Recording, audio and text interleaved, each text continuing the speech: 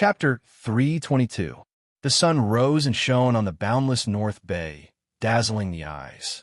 On the sparkling sea, the Shanghai City Expeditionary Fleet was in formation, braving the wind and waves as they advanced. This was the third day of the fleet's voyage. In 2 days, they would arrive at Cliff State. On the deck of Dragonhead, Binger was chasing Little White, running happily. Behind Binger were Blacktooth and Little Blue. Little Blue was one of the Nyen cubs, and it was the size of a calf. Compared to its parents' dark green scales, Little Blue's scales were pure green, and its bloodline was purer. Because of its scales, Binger naturally named it Little Blue. Nyen lived in the deep sea and could swim and dive naturally. After boarding Dragonhead, Little Blue was like a fish in water, jumping into the sea from time to time to catch fish and prawns. In the deep sea, there were not only ordinary fish, but groups of sharks could be seen from time to time. Little Blue was really fierce. Facing the overlord of the sea, it was not afraid at all. With a fierce dive and a swipe of its claws, it could easily kill a huge shark. The shark's bite force seemed weak in front of Little Blue's hard scales. It was the true overlord of the sea. Other than sharks, there were even sea creatures that had evolved into spirit beasts, such as octopuses and turtles. No matter what kind of sea creature it was naturally weaker in front of Nyen, and all became Little Blue's food. Ouyang Shuo had an illusion that Little Blue was growing at a speed visible to the naked eye these days. Perhaps the sea was the home of Nyen. Ouyang Shuo had made a mistake by keeping the Nyen in the back mountain of his territory. Little Blue, which was growing day by day, could already be ridden by Binger. The little girl would ride Little Blue on the deck whenever she had nothing to do. When she was happy, Little Blue even brought Binger to swim in the sea. Little Blue swam very fast on the sea, and it had no trouble keeping up with Dragonhead. The joy of riding the sea made the little girl extremely happy, and she did not stop every day. Binger's laughter seemed to have a magical power that made the spirit beasts enjoy it and never get tired. Song Jia and Xiaoya were envious of the treatment Binger enjoyed. Even the Imperial Guards on Dragonhead had a whole new level of respect for Binger, the little princess' miraculous abilities. As for Heya, his situation was more miserable. As an ordinary wild beast, it was naturally at a disadvantage in front of spirit beasts like Little Green and Little White. Not to mention, Heya also had a portion of the Wolf Clan's bloodline flowing in his body. Facing Whitey, he trembled with fear. If not for Binger's comforting words, Blacktooth would not have dared to approach Whitey. Heya was afraid of Whitey, but he was loyal to Whitey. His innate bloodline power tempted Heya to silently guard Little White from afar. Bloodline was indeed a miraculous power. In the sky, Snow flapped her wings and flew about. She was the most harmless and also the most fearless. The 4 little ones were like 4 Vajras guarding Binger. Just thinking about it made people envious. Ouyang Shuo felt sour in his heart. Speaking of which, Little Black and Little White had clearly signed a contract with him. Little Black was still all right. It was loyal by nature and still recognized him as its master. Little White was cold and didn't care about him at all. Sometimes, Ouyang Shuo even suspected that Binger was the main character of the story. Once, Ouyang Shuo checked Binger's personal attributes. He was so shocked that his jaw almost dropped. Name, Ouyang Bing. Title, None. Territory, None. Occupation, Knight part-time. Level, 1 achievement. 0 out of 100 Noble. Title, None. Reputation, Unknown, 0/100. Root bone, 20 Wisdom, 15 Fortune, 20 Charm, 20 Commander, 5 Force, 5 Intelligence, 5 Politics, 5 Talent. Nature Spirit, born with a high affinity for spirit beasts. Martial Arts, None. Skills, Beginner's Gathering Technique, Beginner's Diplomacy, Beginner's Weapon Mastery Equipment. None among Binger's innate attributes, Root Bone, Fortune, and Charm were all maxed out. Her talent was automatically awakened the moment she was born, and it was the very nature-defying Nature Spirit. Thinking of his pitiful fortune and charm, Ouyang Shuo could only smile bitterly. Ouyang Shuo was looking forward to what Binger would gain in establishing a territory in Cliff State. In his previous life, Ouyang Shuo had heard that if the Lord's fortune was very strong, the system might give extra rewards. If the Lord's charm was extraordinary, it might attract high-level talents to settle in the territory. Under the protection of Mazu, the rest of the voyage was very smooth. On the 23rd of January in the second year of Gaia, the fleet successfully arrived at Cliff State Bay. Before arriving at Cliff State Bay, the fleet passed by two small islands across the sea. In the legends, a fairy fell in love with an ordinary fisherman and was punished by the Queen Mother of the West into two islands, West Drum Island and Jade Lady Island. In the game, West Drum Island covered an area of about 12 square kilometers. The peaks on the mountain were steep, and the cliffs were like ghost axes. These two islands could be transformed into the outposts of Cliff State Bay. Cliff State Bay was the westernmost bay of Sanya. When the fleet arrived at Cliff State Bay, it was dusk. The afterglow of the sun shone brilliantly in the sky. So beautiful! Song Jia murmured to herself in the afterglow of the setting sun, like a fairy descending to the world. In the face of such a beautiful scenery, even Binger, who liked to make noise, became quiet. At the top of Cliff State Bay was the estuary of Ningyuan River. Ningyuan River was the longest river in the southern part of Jingzhou Island. Hearing the commotion, the commander of the North Sea Fleet, Pei Donglai, rushed over. Ouyang Shuo remained calm and waved his hand. Not for now. Wang Feng did not send anyone to ask for help, which means that the situation is still under his control. Pass down my order. Everyone is to stay put and wait. He believed that the beast could not do anything to the Imperial Guard Brigade. He was even more confident in Wang Feng. Yes, sir, Pei Donglai replied and retreated to help the Imperial Guard Brigade organize the defense. The merchants who had come with the fleet could not help but panic when they saw that they had encountered a large group of beasts as soon as they arrived on the island. Fortunately, they saw that the Marquis of Lianzhou was calm and the troops he brought were well trained, so they did not retreat back to their ships in fright. Otherwise, it would be very embarrassing.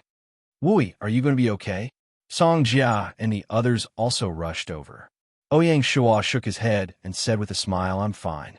Take Bing, back to the ship first. Okay. Song Jia was straightforward and did not put on any pretense. She knew that she could not help here and would only distract Ouyang Shuo, so it was better to return to the ship. At sunset, Wang Feng led his troops back with a solemn expression. Although the returning soldiers were covered in blood and some were injured, their morale was not affected. How's the situation? Ouyang Shuo asked. Marquis, I just went to investigate and found that there are many powerful beasts on the island. There are even more terrifying, desolate beasts that injured a few of our brothers. Therefore, I suggest that before the fortifications are built, it would be more appropriate for us to spend the night on the ship. Ouyang Shuo's eyes narrowed. How strong are the desolate beasts? They are very strong. I can at most deal with two at the same time in a one-on-one battle. We need to mobilize the strength of at least a small team to deal with one desolate beast, Wang Feng said with lingering fear. Obviously, the desolate beasts on the island had left a deep impression on Wang Feng and also gave the Imperial Guards a show of strength. Ouyang Shuo nodded. The Imperial Guards were the elites of the elites, but they still fell in the hands of the desolate beasts. It seemed that the strength of the desolate beasts was beyond his expectations. We'll do as you said. Arrange for everyone to return to the ship and spend the night on the ship. Ouyang Shuo ordered. He was not an impulsive person. He would not act rashly before he had a clear understanding of the island's strength. Yes. Wang Feng turned around to make the arrangements. Ouyang Shuo raised his head and looked at the shrubbery that was gradually shrouded in darkness. His eyes were deep. He felt as if there was a fierce beast hiding in the shrubbery, coldly staring at the group of outsiders. At this moment, just as Ouyang Shuo had predicted, there was a pair of eyes in the shrubbery, staring at the group of outsiders with vigilance. They were the natives of the island. To be continued. Chapter 323. The sun had just risen, and it was a new day. Last night, wild beasts roared from time to time on the island. It was so barbaric that it made people's hair stand on end. Ouyang Shuo slept very lightly, and woke up very early. He walked out of the cabin, went to the top deck, and looked into the distance. In the morning light, the scenery of the Cliff State could be seen clearly. The coast of the Cliff State Bay was the famous Gold Coast, full of harbors and tidal flats, which were natural saltworks. There was no doubt that sea salt would become one of the main economic sources of the Cliff State territory in the future. The North Twilight Salt Field was nothing compared to the coast of the Cliff State. Beyond the Gold Coast, there was an endless plain overgrown with bushes and lush weeds.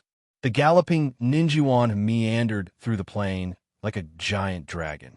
The fertile land of the Cliff State Plain was rich in water. It was a good place to develop agriculture. Jingzhou Island was located in the tropics with abundant rain and sunlight. It was the most suitable place to grow rice. Other crops, such as sugarcane, sweet potatoes, and corn were also very suitable to grow there. In addition, rubber and coconuts among the tropical crops also had a bright future in Jingzhou Island, especially rubber, which was a very important part of Ouyang Shua's strategic plan. Beyond the plain, there were rolling mountains, green mountains, and clear waters. That was the remnant of the Five-Finger Mountain. The Five-Finger Mountain was the highest mountain in Jingzhou Island, located in the middle of the island. It was named after the undulating peaks that looked like 5 fingers.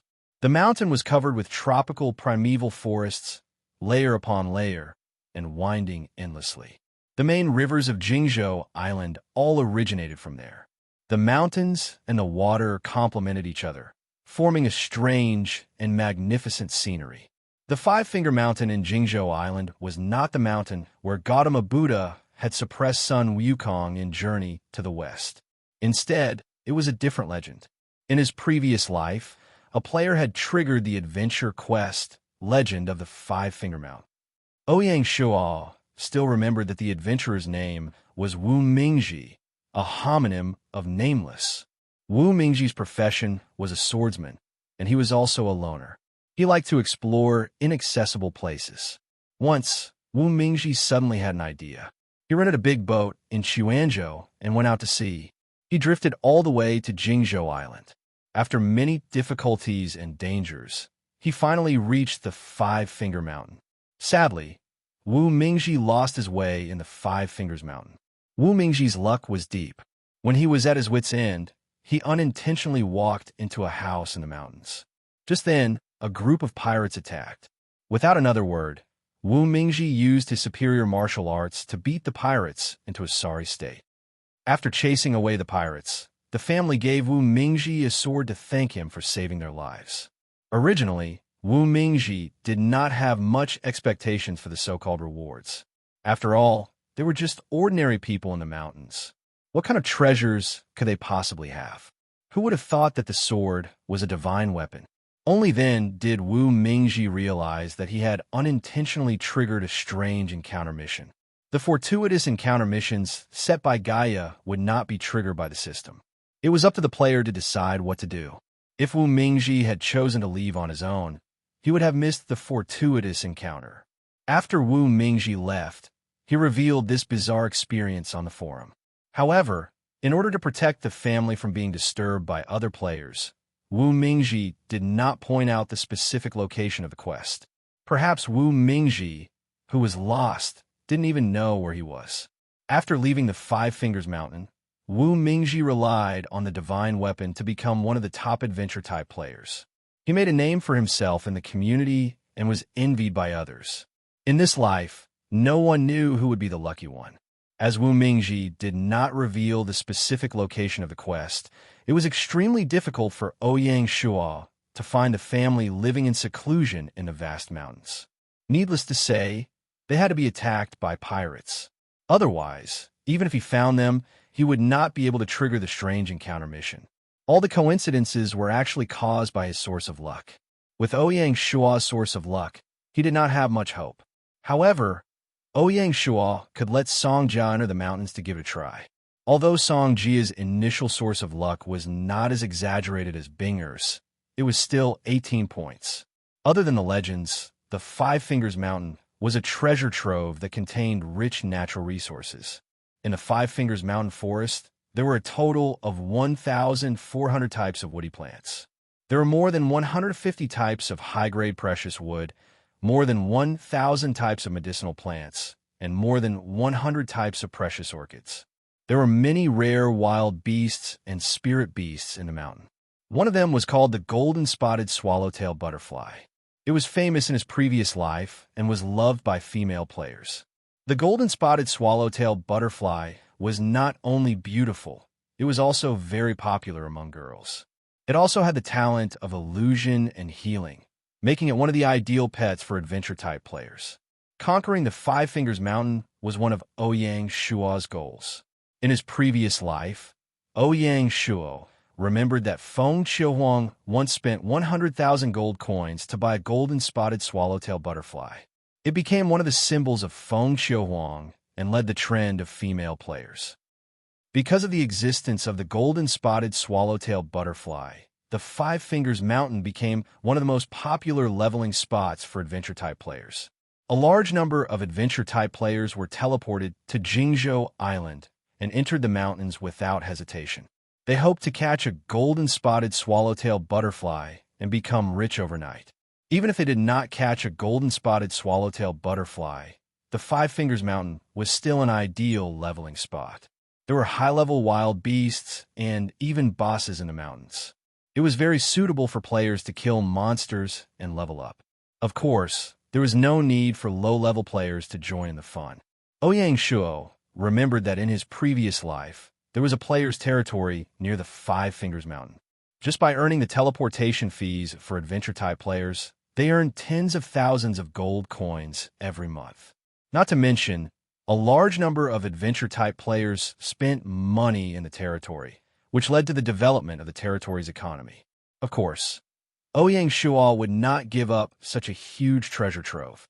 After he established his territory, he could build a subsidiary territory on the outskirts of the Five Fingers Mountain, which would be used to receive adventure-type players. As for how to promote the Five Fingers Mountain, Ouyang Shuo already had a plan. The north and east sides of the cliff plains were basically surrounded by the Five Fingers Mountain range. The west side of the plains was even more vast, and one could not see the end of it. The west side would also be the main direction of the territory expansion in the future. The vast land in the west was a good place to develop agriculture. At the southernmost end of the cliff plains, at the end of the Five Fingers Mountain range, was another famous mountain in Jingzhou Island, Nanshan. Nanshan was the southernmost mountain in the China region and was known as an auspicious land. The ancients saying, "Blessings as vast as the East Sea, longevity as long as Nanshan," referred to this mountain. The winding mountain range was verdant, surrounded by hills, and surrounded by auspicious clouds. It was a majestic scene. Facing the South Sea, there were thousands of layers of blue waves, clear sunlight, and the sound of the waves crashing against the rocks. The water reflected the color of the sky. It was like a Buddhist country in the sea and sky, with the power of Bodhisattva taking in all living beings. Nanshan was also a place where Buddhism flourished. Legend had it that Guanyin Bodhisattva, who often lived in the South Sea, monk Jianjin, who traveled east to Japan 6 times, and Konghai, the first Buddhist monk of Japan, had all stopped at Nanshan to preach Buddhism. In his previous life, as the Tang dynasty entered the wilderness, Nanshan Temple also appeared at Nanshan. Nanshan Temple worshipped Guanyin Bodhisattva. Ouyang Shuo could not predict how the Nanshan Temple would affect the Mazu Temple fair in the future. After all, according to legend, Mazu was enlightened by Guanyin Bodhisattva. Apart from that, Nanshan also had grotto heavens of various sizes. Nanshan Grotto Heaven was also one of the few mystic realms in the China region that players could explore repeatedly. In his previous life, Nanshan Grotto Heaven Mystic Realm was discovered by an adventure-type player in the 4th year of Gaia. Now that Ouyang Shuo had come to the Cliff State in advance, there was no reason for him to miss the opportunity to explore Nanshan Grotto Heaven. In the future, Nanshan Grotto Heaven would be another popular destination for adventure-type players other than Mount Wuji. In short, the Cliff State was a land of treasures. The premise was that Ouyang Shuo and his party had to first gain a foothold in the Cliff State. The battle last night had shown the danger and cruelty of the Cliff State. It was as if the wilderness had reappeared. To gain a foothold in the Cliff State, even if Ouyang Shua had made a lot of preparations, it was not an easy task. Ouyang Shua stood on the deck, deep in thought. There were two choices in front of Ouyang Shua. The first was to go deep into the Cliff State plains and find a suitable place to build a village and establish a territory. The second was to temporarily stay by the sea and build a port to gain a foothold. Both options had their advantages and disadvantages. If they built a village, not only could they immediately open the teleportation portal and connect to Shanghai City, they could get support from the rear. Moreover, there would be refugees spawning, and the strength of the expeditionary army would only become stronger. The disadvantage was that they knew nothing about the Cliff State plains. If they rashly went deep, they were likely to be attacked by wild beasts, and even aborigines. With the strength of the Imperial Guard Brigade and the North Sea Fleet, if there were too many enemies, not only would they suffer heavy casualties, but it was also very likely that the village would be destroyed. The risk was too great. The current situation in the Lianzhou Basin did not allow Ouyang Shua to transfer troops and teleport to the Cliff State. After all, Lianzhou County was the foundation of the territory, and it could not be lost. As for building a port, the advantages and disadvantages were equally obvious. The advantage was that safety was guaranteed. Through last night's observation, Ouyang Shua found that neither wild beasts nor aborigines would walk out of the bushes. The probability of being harassed and attacked was very low when building a port by the sea. The disadvantage was that it was inefficient.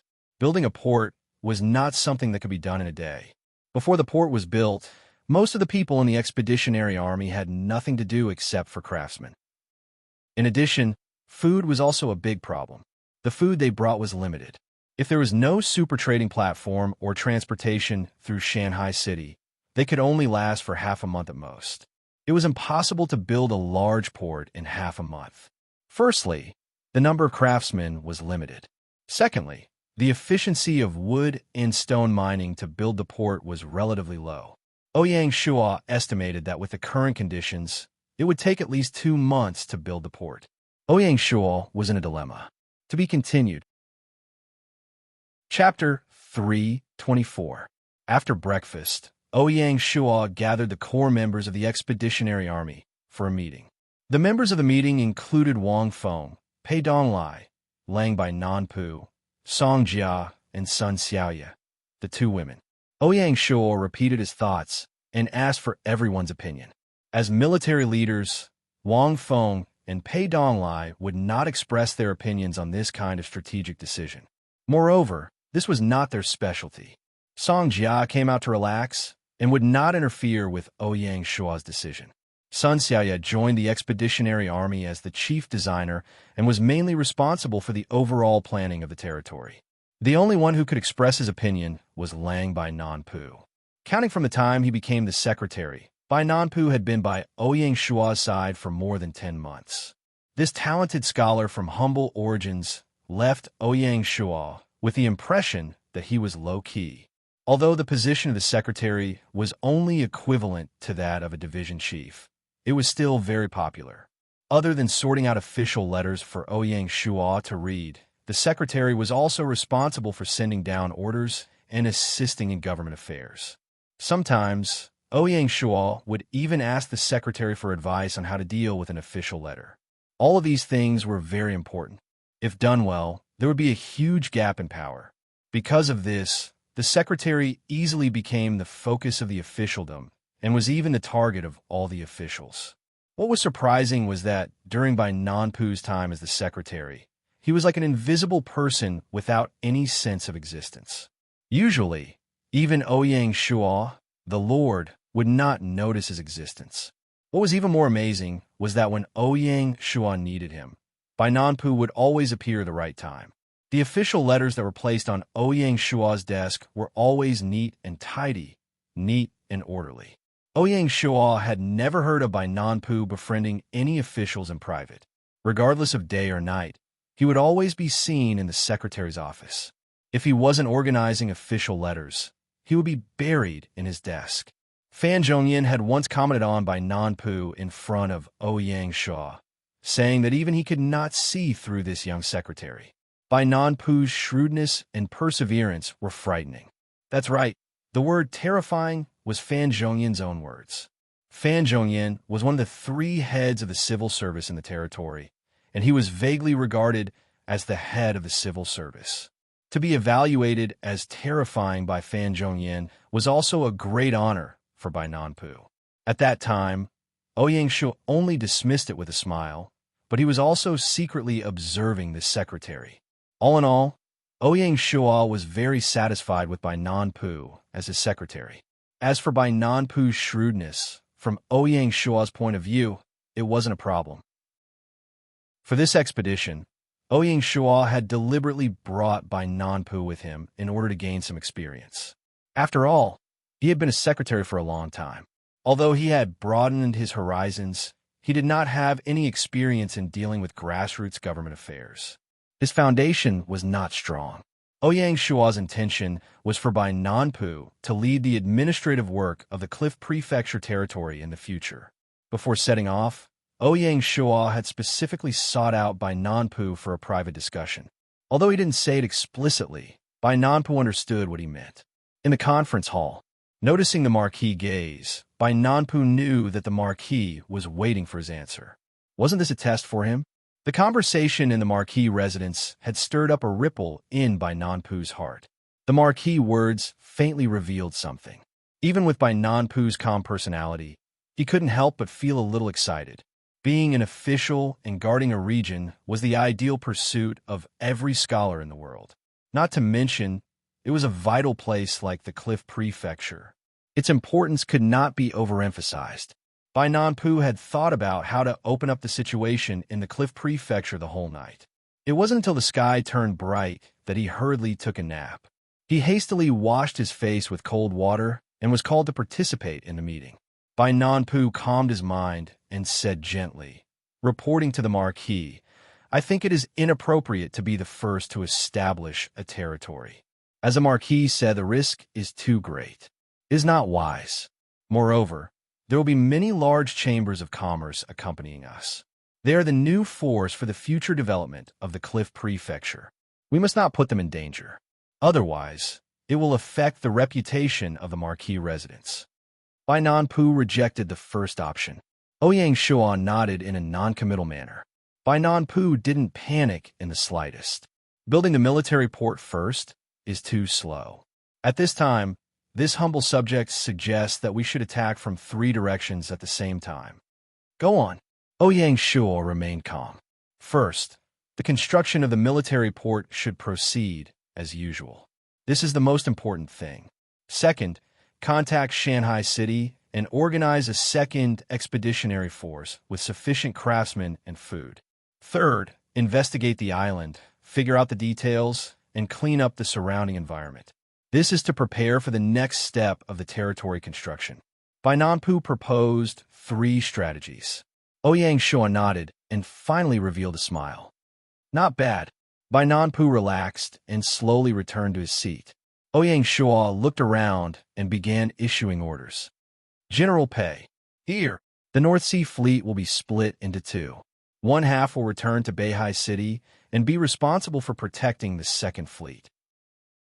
The other half will patrol Jingzhou Island, draw up nautical charts of the surrounding waters, and clean up the scattered pirates. It would be best if you can patrol the island and obtain first-hand information. Yes, sir.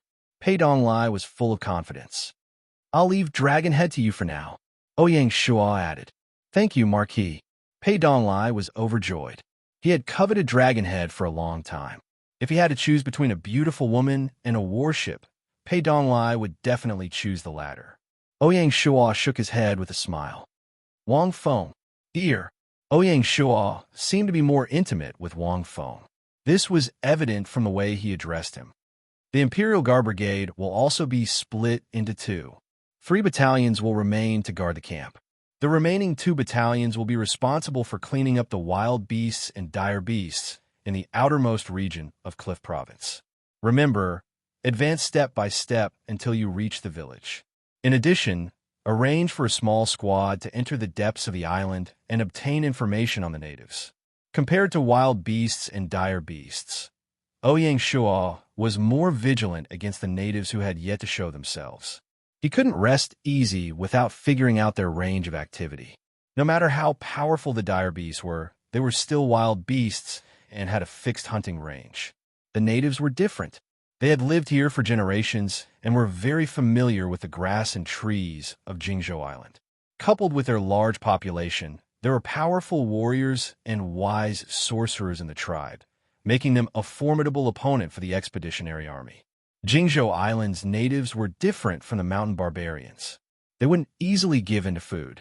It was impossible for Ouyang Shuo to buy the hearts of the natives with just a few stones of food. Mount Wuji was rich in resources, and there was no winter, so the natives wouldn't lack food. The soldiers of the Imperial Guard Brigade had received special combat training for a period of time. Intelligence gathering was a basic skill, so it wasn't a problem for them. Because of this, Ouyang Shuo didn't bring the Intelligence Bureau along. "Yes, sir," Wang Feng answered, feeling deeply responsible. After Ouyang Shuo was done assigning military duties, he looked at Bai Nanpu again and said, "You'll be in charge of the construction of the port.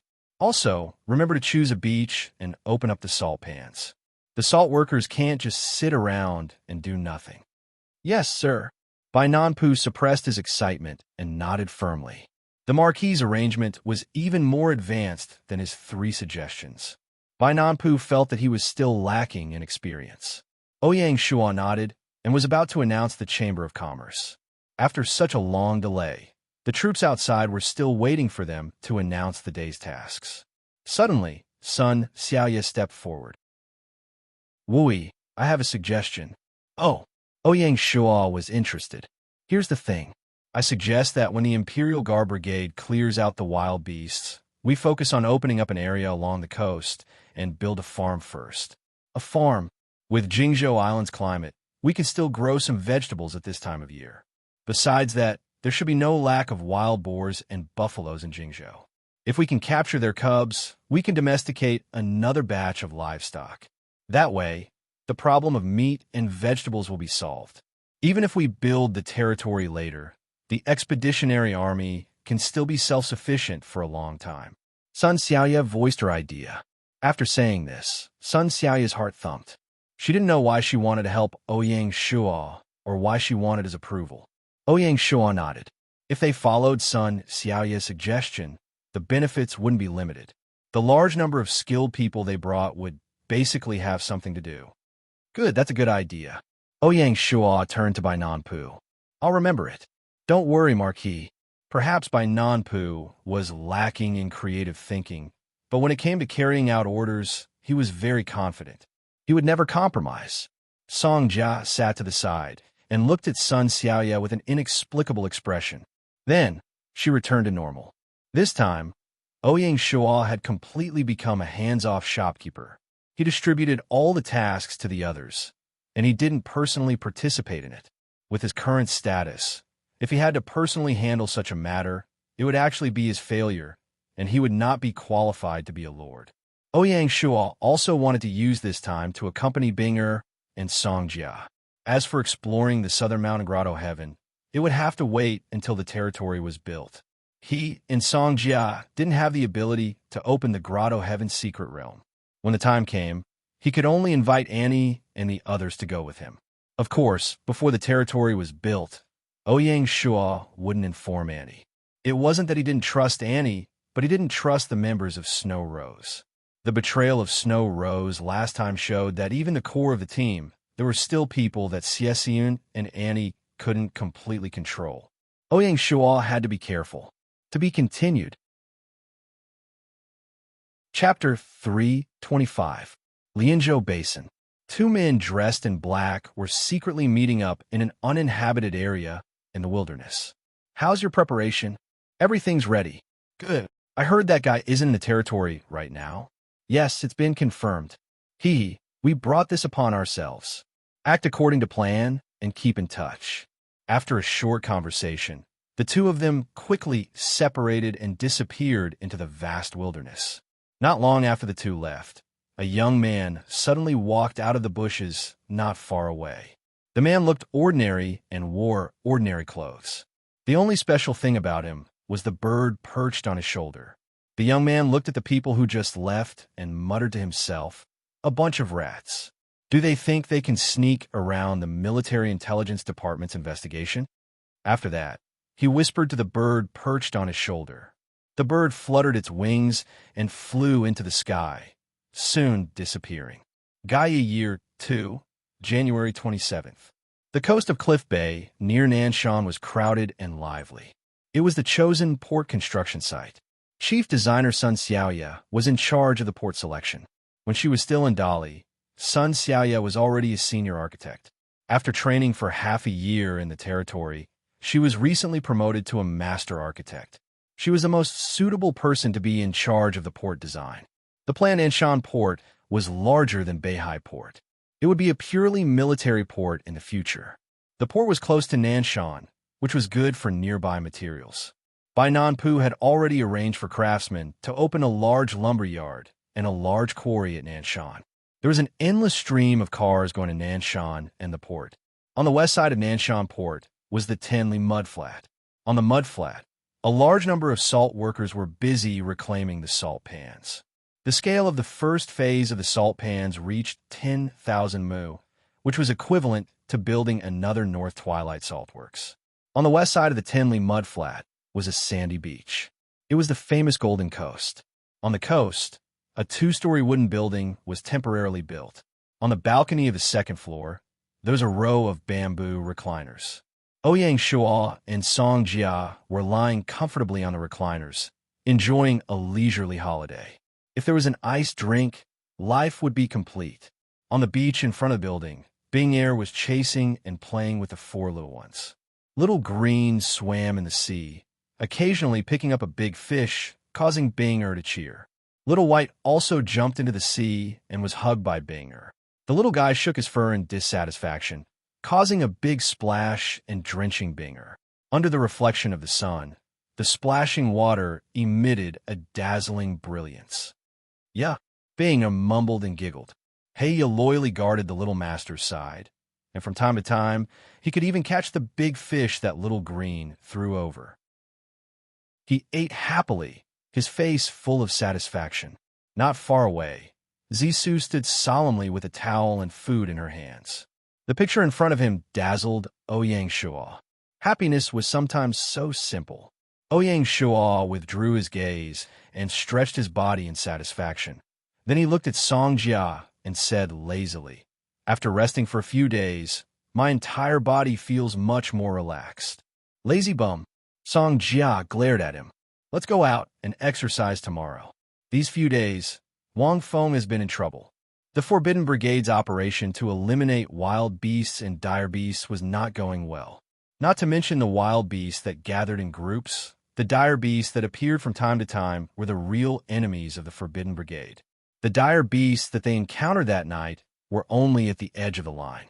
As the operation progressed, the dire beasts on the island became stronger and stronger. Wang Feng once said that he could fend off 2 dire beasts, but now he had to fend off 1 dire beast. Ouyang Shuo had no choice but to deploy another battalion to participate in the operation.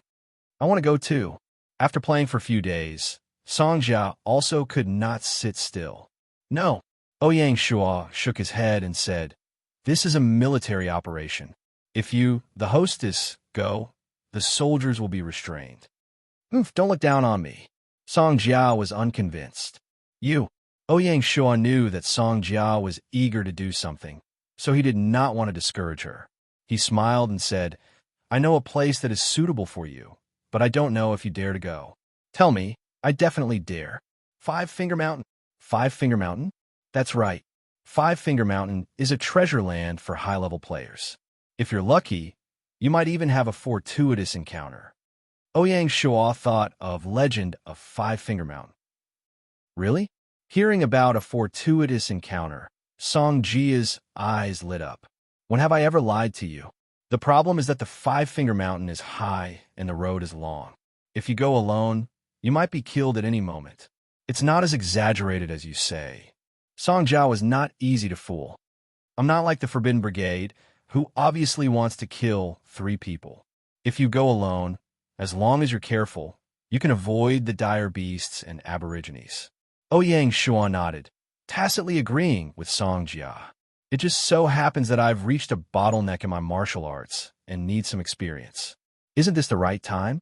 Martial arts that had not been tested in actual combat could not be used in public. Song Jia had been staying in the sect, so she indeed needed some experience in the wild. Ouyang Shuo thought for a moment, then took out an item from his storage pouch and passed it to Song Jia. If you want to go, I will fully support you. Remember to bring this. What is this? Song Jia took the item and looked at it. It was a doll. This is the substitute doll that I bought in the first system auction. Ah, this is the legendary substitute doll? Song Jia looked at the doll in her hand curiously. I heard that the substitute doll's price is sky high, and there's no market for it. Of course, as the player's strength increases, other than us feudal lords, who doesn't care about their lives? This kind of treasure that can allow a player to reincarnate once after death is naturally very popular. Song Jia thought for a moment, then returned the substitute doll to Ouyang Shuo. This time, I will have to go through a life and death trial. If I bring this along, it will be equivalent to having an extra layer of insurance.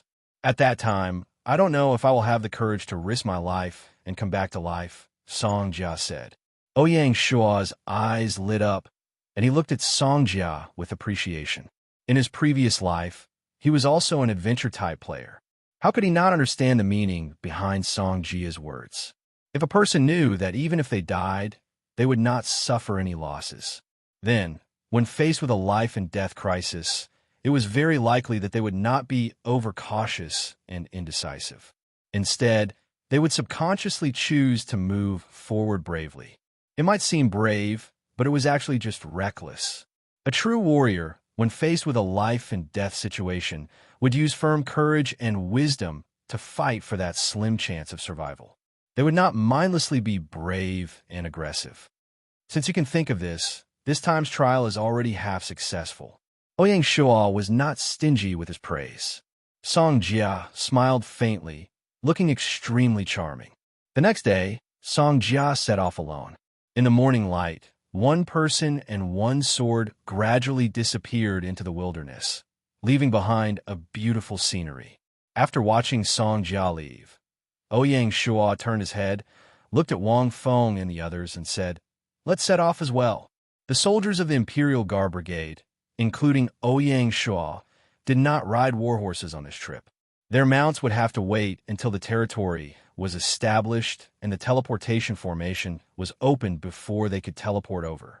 Ouyang Shuo took out the demonic spear and walked at the front of the group. After passing through the shrubs and walking for more than 10 minutes, the group finally arrived at the place where the Imperial Guard Brigade had cleared out yesterday. The wild beasts on Jingzhou Island mainly consisted of wild boars, gibbon, cloud leopards, and rhinoceroses. Wild boars and rhinoceroses lived in the plains, while gibbon and cloud leopards mainly resided in the mountains and forests. As for the dire beasts, they came in all kinds of strange shapes and forms. The most common dire beasts were wild boars, gibbon, cloud leopards, rhinoceroses, and other wild beasts that had evolved. Some of them had mutated in terms of body shape, and some parts of their bodies had mutated. They were similar to commander raid bosses. As for the rare dire beasts, probably only those who had flipped through the classic of mountains and seas would know their names. Of course, in front of the player's powerful detection skills, no information could be hidden from them. After arriving at the destination, the soldiers of the Imperial Guard Brigade, under the leadership of the officer, orderly cleared out the wild beasts. The soldiers formed fixed formations in small teams, and like highly efficient killing machines, they advanced all the way. Ouyang Shuo did not intend to interfere with the ordinary wild beasts. He had come today to meet the dire beasts on the island, and, at the same time, to hone his spear technique. Ouyang Shuo had already practiced the Yang family's spear technique to the 4th level, familiarity. The 5th level, mastery, was a huge hurdle. If he could pass it, it would mean that his spear technique had achieved a small success. If he couldn't, he would stagnate. to break through to the 5th level, the most important thing was actual combat. Only in actual combat could he split the spear technique's various moves repeatedly and act according to the situation. When faced with an attack, there was no need to think. The body would instinctively make the most correct choice, and the heart would move, the hand would move, and the spear would move.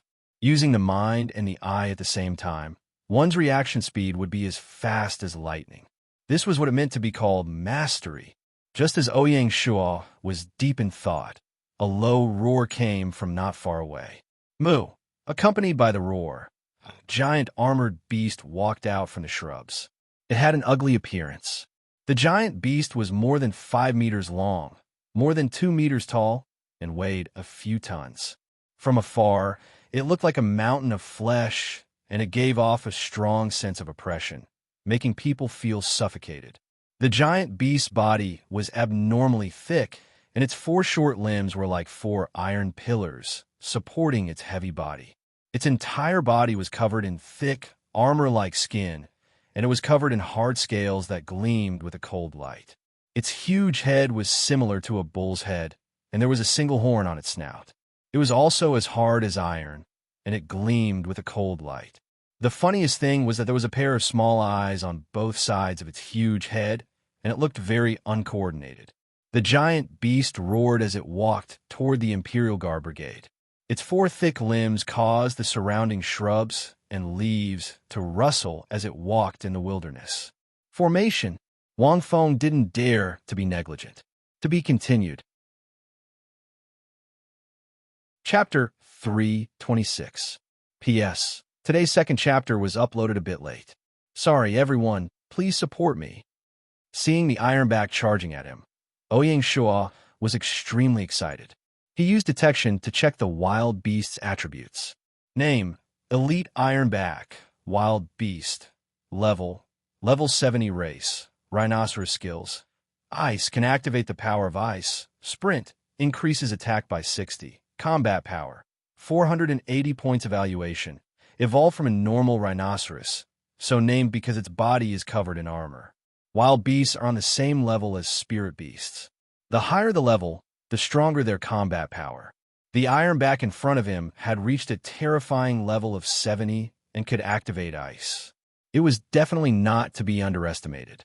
According to Gaia's settings, a normal rank 1 soldier had a base combat power of 15 points. Each increase in rank would increase by 5 points, and when promoted to a warrior, it would increase by another 10 points. Therefore, a rank 4 warrior had a base combat power of 40 points. Each increase in rank would increase by 10 points, and when promoted to an elite soldier, it would increase by another 20 points. In the same way, a rank 7 elite soldier had a base combat power of 90 points. Each increase in rank would increase by 15 points, and when promoted to an elite soldier, it would increase by another 30 points. A rank 10 elite soldier had a base combat power of 165 points. Each increase in rank would increase by 20 points. The highest rank 12 elite soldier had a base combat power of 205 points. A rank 9 elite soldier had a base combat power of 120 points. When promoted to a beginner general, it would increase by 50 points, reaching 170 points, which was equivalent to a rank 10 elite soldier. When promoted to an intermediate general, the base combat power would increase by 100 points, reaching 270 points, surpassing a rank 12 elite soldier in one fell swoop. When promoted to an advanced general, the base combat power could reach a terrifying 500 points. In addition to the base combat power, weapons, equipment, and techniques would also have additional combat power bonuses, varying from person to person.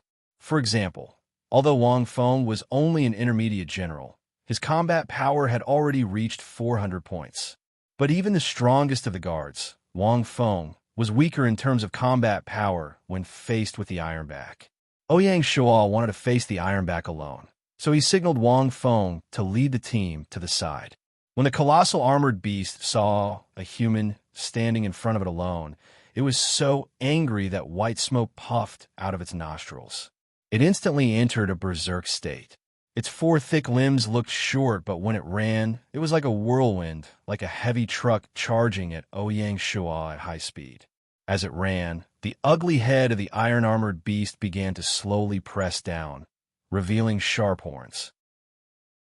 It could be imagined that under such a high-speed collision, if one was pierced by the horn, it would definitely pierce through the chest. Ouyang Shua stood there with rapt attention, holding the demonic spear in his hand. His breathing was steady, and he was motionless. The golden inner energy flowed continuously in his body, slowly flowing through his palm and into the demonic spear. As the sky demon spear was infused with inner energy, golden stripes flashed on its surface, making it look mysterious and noble. The demon god's bloodline in Ouyang Shua's body became restless and was about to boil. 10 meters, 8 meters, 6 meters, 4 meters, 2 meters of Ouyang Shua could already smell the stench emitted by the ironback beast. The strong wind brought by the ironback beast blew his hair in the wind. Wang Feng and the other soldiers were so nervous that they almost held their breaths. When the ironback beast saw that the human in front of it was motionless, it was sure that he was scared silly. It was a desolate beast, and it did not have the slightest bit of benevolence. Suddenly, it leaped, and its four limbs exerted force at the same time, jumping in front of Ouyang Shua in an instant. Its huge and ugly head forcefully moved forward, and its sharp horns pierced towards the other's chest like lightning. It was already ready to enjoy the enemy's blood, to enjoy the fruits of victory. It was unimaginable that such a cumbersome body could actually make such a nimble movement. Ouyang Shua was also shocked, but fortunately, he was a veteran of hundreds of battles, and he did not panic. At the critical moment, he took a step to the side, avoiding the ironback beast's sharp horns. How could the ironback beast be ordinary? When its attack missed, it swung its head and rammed it again. The shining sharp horns were about to pierce Ouyang Shua's body from the side. At this time, Ouyang Shua was taking a break to breathe, and it was extremely difficult to avoid it again. Ouyang Shua had no choice but to ignore his image and fall to the ground, barely avoiding the ironback beast's attack. The desolate beast's reaction speed was beyond Ouyang Shua's expectation. After missing twice, the ironback beast was even more furious. Seeing that the other had actually fallen to the ground, it didn't even think about it, quickly raised its forelimbs and stomped down.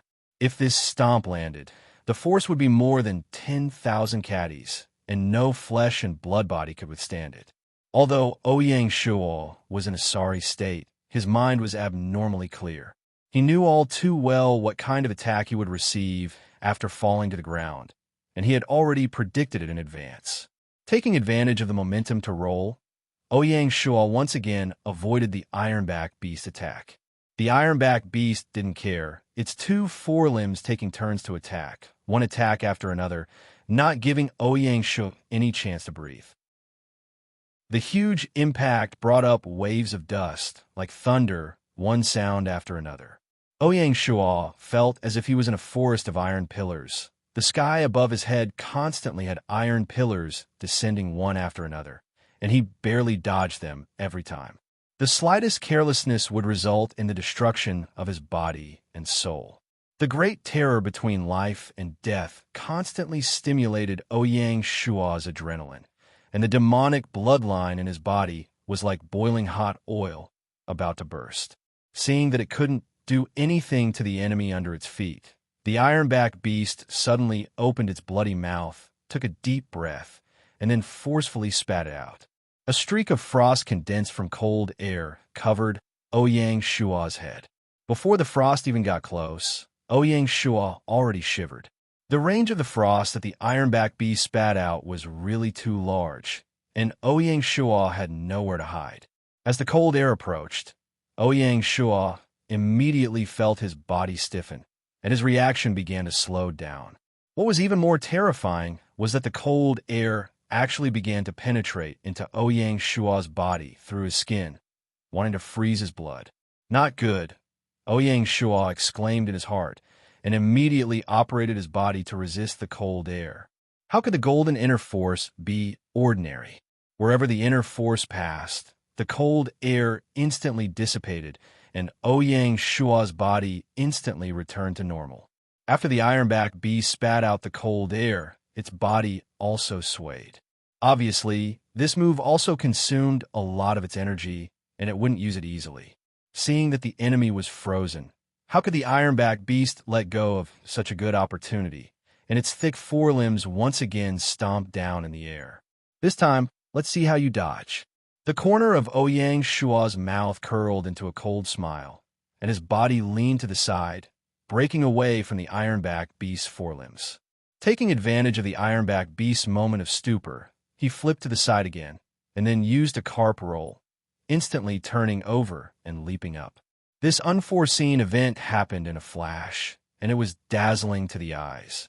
After breaking away from the ironback beast, Ouyang Shua let out a furious roar, and the bloodline in his body finally reached its limit, and it exploded. Demonic God possession. In an instant, the demonic God bloodline hidden in Ouyang Shua's body completely awakened. Stimulated by the demonic God blood, the golden inner force in Ouyang Shua's body circulated faster and faster, and it surged unceasingly. The golden inner force and the demonic God bloodline blended together, and the gold and black colors intertwined and reflected off each other, and it was both noble and mysterious. The power of the bloodline began to transform Ouyang Shua's body, and it burst forth with endless power. Ouyang Shua's muscles bulged continuously, and at first glance, his entire body seemed to have become a size bigger. A surge of blood-colored, baleful chi surged out from his body like the sea, and it was breathtaking.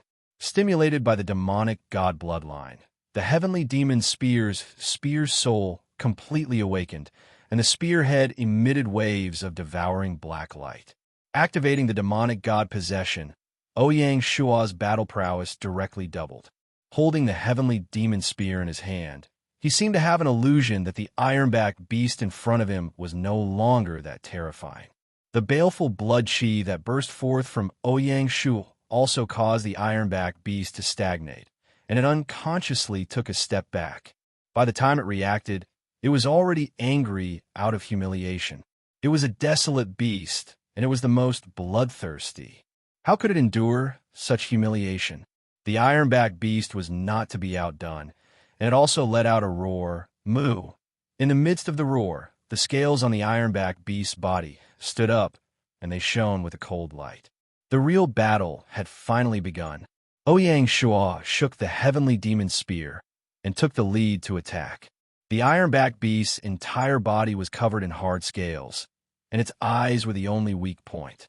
Unfortunately, the ironback beast's eyes were too small, and they were protected by eyelids, so it was not easy to attack. The heavenly demon spear stabbed straight forward, and without any fancy moves, it went straight for the ironback beast's neck. Ouyang Shua just wanted to test exactly how hard the ironback beast's scales were. Ding! The spearhead collided with the scales, and a crisp sound of impact rang out. The huge force caused the side of the ironback beast's neck to instantly dissipate the piercing force. Ouyang Shua was unwilling to give up, and the heavenly demon spear streaked across the ironback beast's torso, bringing forth bursts of sparks. The sound of iron tools rubbing against each other was sharp and ear-piercing. My goodness, the scales on the ironback beast's body had actually turned into metal. Who knew how much iron element this big guy had swallowed in order to grow these scales? In a head-on collision, Ouyang Shua did not have the slightest advantage. The ironback beast had a violent temperament, and it would not just take a beating without fighting back. Seeing that the enemy could not do anything to its scales, it became even more savage, and once again charged towards Ouyang Shua. After suffering a loss once, Ouyang Shua would not make the same mistake again, and avoided the ironback beast's charge in advance. At the moment when the ironback beast passed by him, Ouyang Shua pushed with his left hand and actually used a move of the eight extremities fist. Overlord breaks the reins. The palm hit the ironback beast's thick scales, and the internal energy contained in the fist passed through the scales and into the ironback beast's body. This unexpected move caused the ironback beast to suffer a hidden loss, and it almost suffered internal injuries. The ironback beast was also powerful, and the moment it was attacked, it immediately launched a counterattack. Passing by, its hind legs kicked out, and it kicked towards Ouyang Shuo. Ouyang Shuo was startled and narrowly avoided it. This big guy was really not simple, and its combat awareness was amazing. If it could be trained into a mount, it would truly be an expert in battle, and it could almost be comparable to Evil's mount, Rakshasa. Ouyang Shuo was scared, but his reaction was not slow. After dodging, the heavenly demon's spear stabbed again, and the place it attacked was the ironback beast's buttocks, which was also its real weakness. On the ironback beast's entire body, only this place used for excretion was not protected by scales. With lightning speed, the heavenly demon spear ruthlessly pierced into the ironback beast's body from its buttocks. The rotating spearhead was like a drill, and it directly crushed the ironback beast's intestines. Moo! The ironback beast only felt its anus tighten, and it let out an extremely tragic roar. Wang Feng, who was standing at the side and watching the battle, saw this scene, and he unconsciously tightened his buttocks. He only felt a chill, and the expression on his face was indescribably wonderful. Ouyang Shuo's expression did not change. To be continued. Chapter 327. The iron armor beast Chrysanthemum received a fatal blow from Ouyang Shuo and was seriously injured. The shamelessness of the enemy made the ironback beast furious. It decided to throw caution to the wind and unleash its ultimate move. The ironback beast stopped abruptly, turned around, and faced Ouyang Shuo again. It opened its bloody mouth again and took a deep breath. Its abdomen immediately swelled up like a giant meatball. Ouyang Shuo's eyes narrowed, knowing that the iron-armored beast was about to go berserk. After being pierced by the demonic spear, the iron armor beast was already bleeding internally. He was prepared to slowly kill it, but it seemed that his wish was going to fail. The bulging abdomen of the ironback beast suddenly reflected a mysterious blue light. Obviously, it was going to use its ice skill again. It swallowed and spat out a huge blue ball of light. The blue ball of light emitted waves of cold air. It was actually formed from pure ice energy. Ouyang Shuo didn't dare to be careless and quickly dodged. The blue ball of light brushed past him. What caused Ouyang Shuo to be horrified was that the blue ball of light actually seemed to have a mind of its own. It came to an abrupt stop, turned around, and actually ran after Ouyang Shuo, as if it swore not to give up. My God, what is this thing? Had he come to the magical world? Ouyang Shuo was in disbelief. Ouyang Shuo raised his speed to the limit, twisting and turning as he tried to shake off the blue ball of light's pursuit. Unfortunately, no matter how many feints he made, the ball of light pursued him relentlessly, as if it had eyes. Running like this wasn't a solution. Ouyang Shuo didn't want to sit and wait for death. As he ran, he turned around to observe the ball of light behind him. On the surface, the blue ball of light looked like a ball of frost energy. There was nothing special about it. Logically speaking, it shouldn't be able to chase after the enemy. Could it be that the problem was still with the iron-armored beast? Ouyang Shuo's heart skipped a beat as he turned to look at the ironback beast. At this time, the ironback was motionless. The abdomen of the ironback had also shriveled up again, and it seemed to be a little weak. Only that ugly head and that pair of comical little eyes were staring at Ouyang Shuo from side to side. Ouyang Shuo turned left, and the ironback turned left. Ouyang Shuo turned right, and the ironback turned right, and its eyes never left Ouyang Shuo. Could it be that the blue light ball was controlled by the ironback? Ouyang Shuo decided to try. Since it was controlled by the ironback, there must be a distance limit. As long as Ouyang Shuo ran further away, he didn't believe that the ball of light would be able to follow him. Ouyang Shuo stopped moving left and right and directly ran outside. In the blink of an eye, the distance between Ouyang Shuo and the ironback was more than 100 meters. He looked back and saw that the blue ball of light behind him had begun to sway. It was no longer as arrogant as before. There was also anxiety in the eyes of the iron-armored beast. Ouyang Shua's heart calmed down. He knew that his guess was correct, so he ran with all his might. When the distance was more than 200 meters, the blue ball of light finally stopped chasing, swaying, and actually began to fly in the direction of the ironback beast. 200 meters was the limit of the ironback beast's manipulation. Ouyang Shua's eyes narrowed as an idea flashed through his mind. He finally thought of something that matched the scene in front of him. It was said that some lucky spirit beasts or desolate beasts could nurture an inner core within their bodies.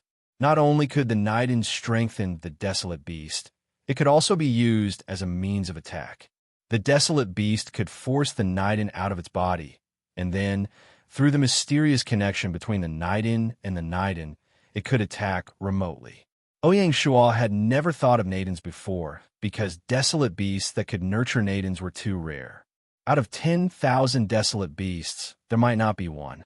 He had never thought that the first desolate beast he encountered would have a Niden in its body. What a stroke of luck. With Ouyang Shua's luck, he couldn't believe that such a good thing would fall into his lap. Nadens were good stuff, and they had endless uses if a player directly consumed a Niden. Not only could they greatly increase their inner force, but they could also have a second talent. If the Niden was given to a Taoist priest to refine into a pill, the effect would be even more amazing. Thinking of this, Ouyang Shua perked up. Ouyang Shua ran with all his might to the ironback beast and shouted to Wang Feng and the others, "Quick, stop that ball of light. Don't let the ironback beast return to its stomach." The Niden leaving the body was a once-in-a-lifetime opportunity, because the Niden was the most effective at this time. If the desolate beast was killed and the Niden was taken from its body, the effect would be greatly reduced.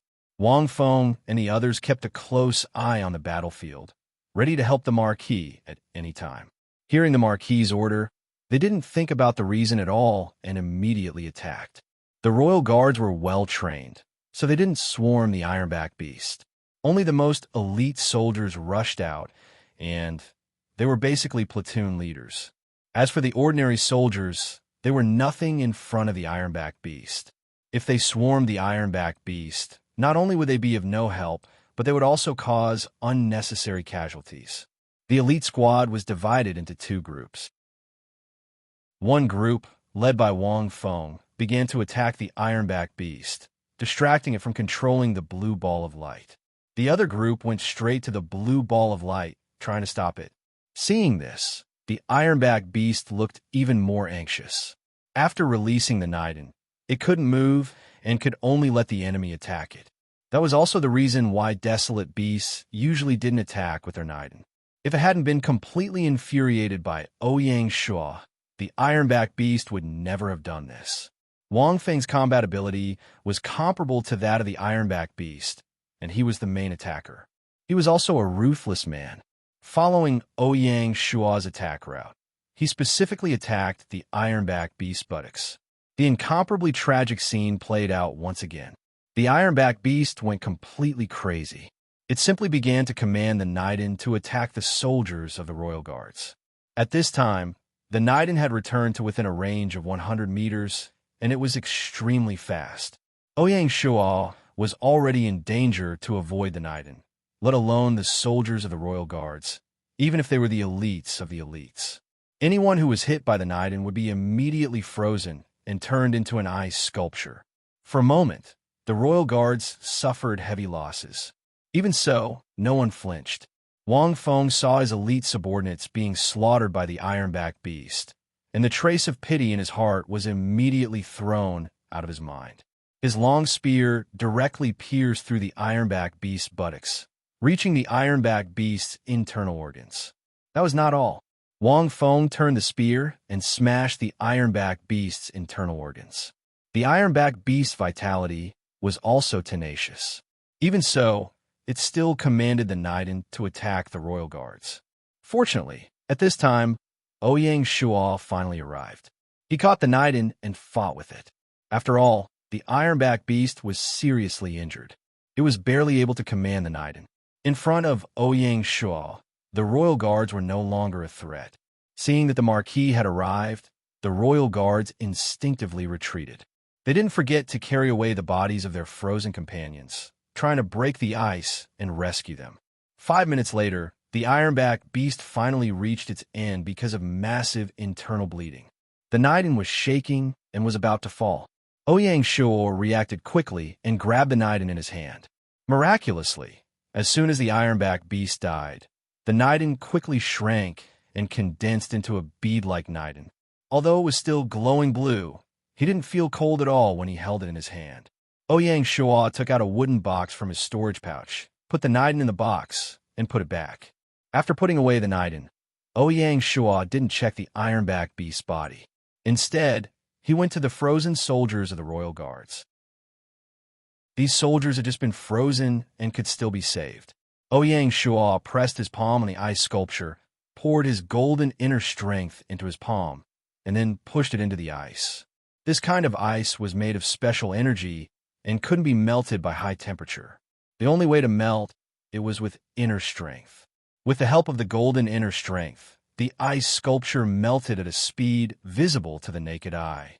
2 minutes later, one of the ice sculptures was completely melted. The soldiers inside were still alive, but it was inevitable that they were heavily injured and had to rest for a while. Ouyang Shuo didn't dare to delay and continued to melt the other ice sculptures. In a short time, 10 soldiers were frozen. Ouyang Shuo had to race against time. Unfortunately, Ouyang Shuo's inner strength was limited. Melting the second ice sculpture consumed half of his inner strength. In other words, he could only save 4 soldiers at most. As for Wang Feng, although he practiced the 8 extremities fist scripture, his inner strength was ordinary and couldn't melt the ice at all. When Ouyang Shuo was about to melt the third ice sculpture, his body suddenly trembled and a strong sense of weakness came from his body without warning. The demon's possession could only last for half an hour, and it was already the time limit. The after effect of removing the demon's possession was that the body would be weak like a serious illness. This was easy to understand. It was like a person bursting out all the energy in his body in a short period of time, like a machine overloading itself. It would inevitably cause damage to the body. If Ouyang Shuo didn't want to leave behind any hidden dangers, he could only trigger the demon's possession once a month. Ouyang Shuo's body returned to its normal size, and he felt weak. This was the after effect of activating his bloodline. For the next week, he couldn't use any martial arts. Even so, Ouyang Shuo still insisted on melting the ice sculptures. It was a matter of life, and he couldn't slack off.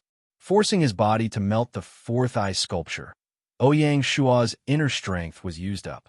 At this moment, his face was pale and his body was weak. It was difficult for him to even stand normally.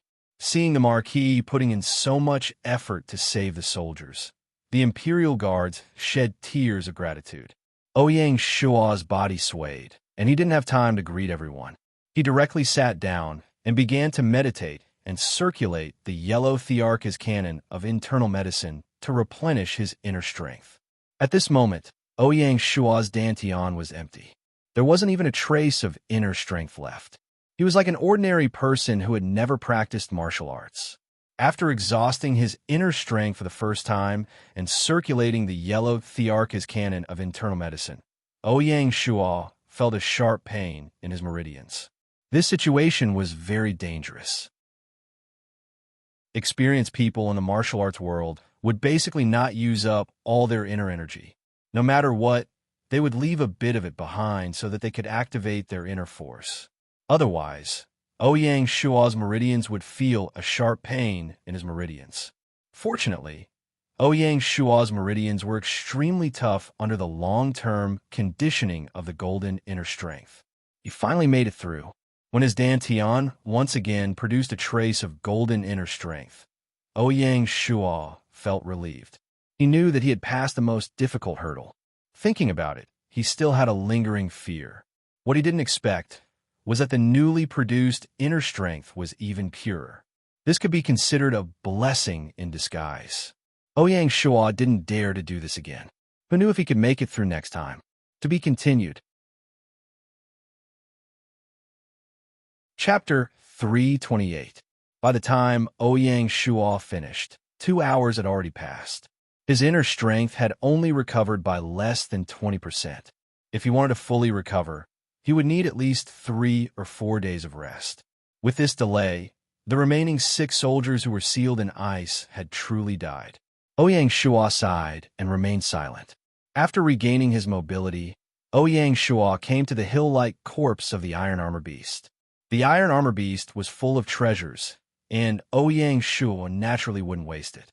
He activated the advanced gathering skill and began to collect. System notification. Congratulations to player not have clothes for collecting 225 iron armor beast scales, 1 perfect rhino horn, 540 units of wild beast meat. Iron armor beast scales, quality 10, high-level scale armor, hard, comparable to fine iron, good ductility, lightweight, a superior material for forging armor. Perfect rhino horn, quality 12, black, conical, the surface is black, the lower part is lighter, grayish-brown.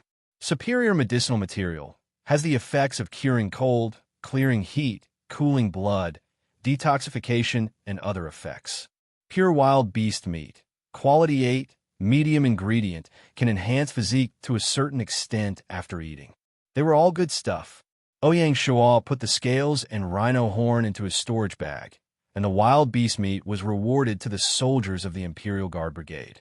For the current Ouyang Shua, the effect of wild beast meat to enhance physique was negligible.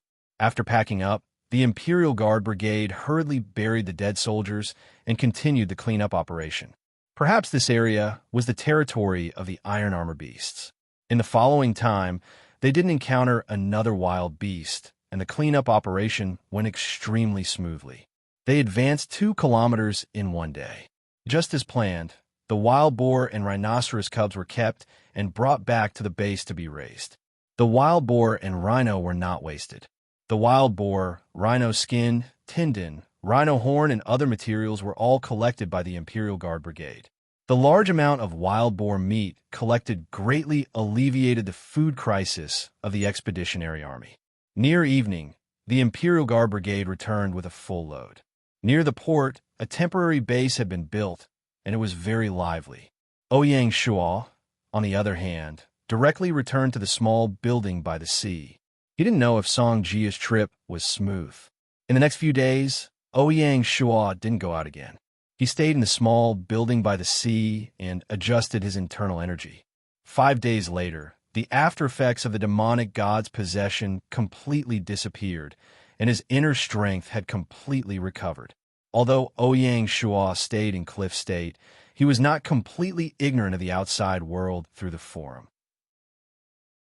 In just half a month, after the Taiping Heavenly Kingdom Rebel Army, Chun Sheng, Wu Guang Rebel Army, Yellow Turban Rebel Army, and Huang Chao Rebel Army had also appeared in the wilderness. The year of chaos had officially begun. With the 4 major rebel armies in place, the alliance between the Lord-class players sped up and entered the practical stage. A large number of alliances sprung up like bamboo shoots after a spring rain. For example, the Brotherhood Alliance, the Chivalry Alliance, the Lily Alliance, the Ruthless Flower Destroyer Alliance, the Elementary School Alliance, the Death Squad Alliance, and so on. They all posted an alliance announcement on the forum, inviting the various lords to join the alliance and fight against the uprising army. The slogans were getting louder and louder.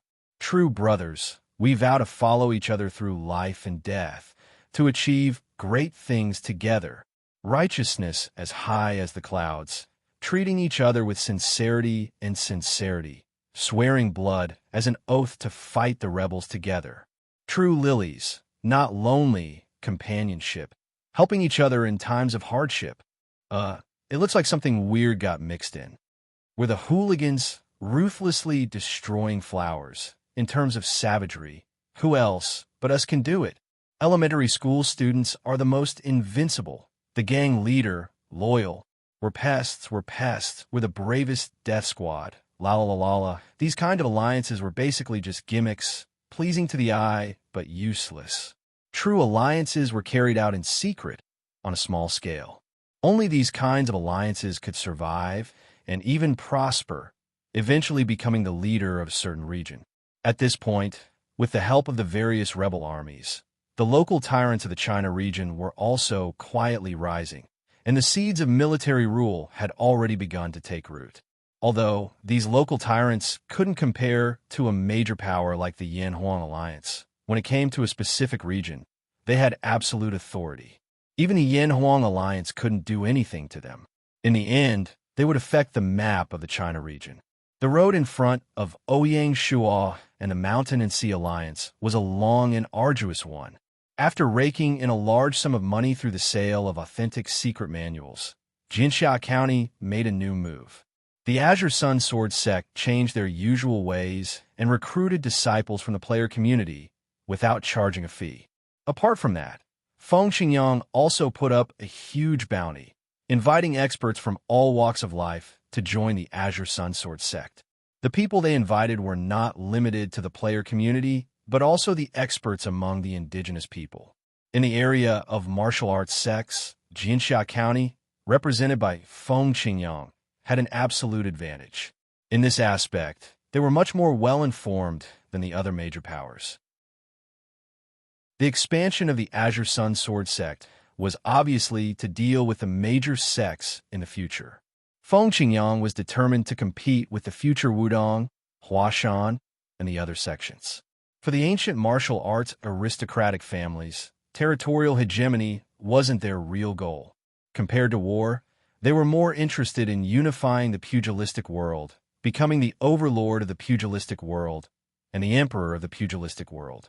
Even in Hope Planet, a powerful martial arts sect's influence wouldn't be any weaker than a certain territory or any other power.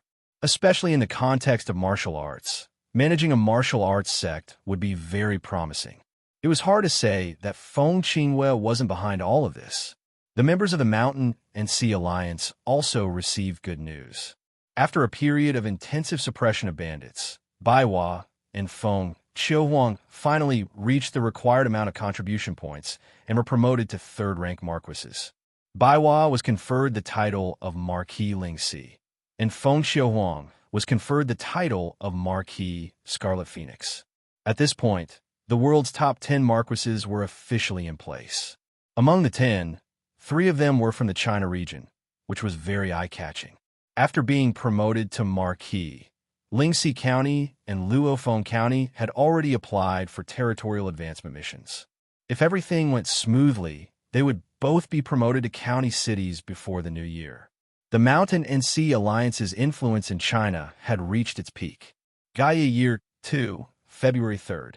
In a quiet room, Ouyang Shuo took out the wooden box containing the inner core. After adjusting his body to its peak state, Ouyang Shuo prepared to consume the inner core. The best time to consume the inner core was within half a month of obtaining it. As time passed, the effect would be reduced. Ouyang Shuo couldn't find a Taoist priest to refine the inner core for him in a short period of time, so he could only consume it directly. The inner core was still shimmering with blue light, quietly lying in the wooden box, looking very mysterious. In his previous life, Ouyang Shuo might not have consumed the inner core, but he knew a thing or two about how to consume it. It was actually very simple, just swallow it directly. Ouyang Shuo didn't hesitate and directly placed the inner core into his mouth. The miraculous thing was that when the inner core entered Ouyang Shuo's mouth, it automatically turned into a cooling liquid and flowed down his throat, into his abdomen, and then into his dantian. After 5 days of recovery, Ouyang Shuo's dantian had already returned to normal. Tens of thousands of strands of inner energy condensed into a golden mist.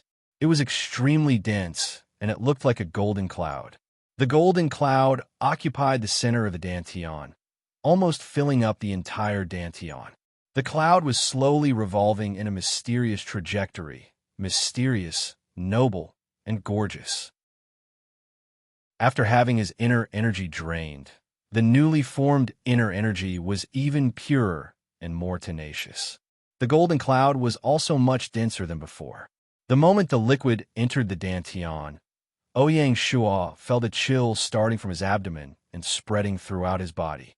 Ouyang Shuo didn't dare to be negligent and focused his mind to observe the situation of the dantian.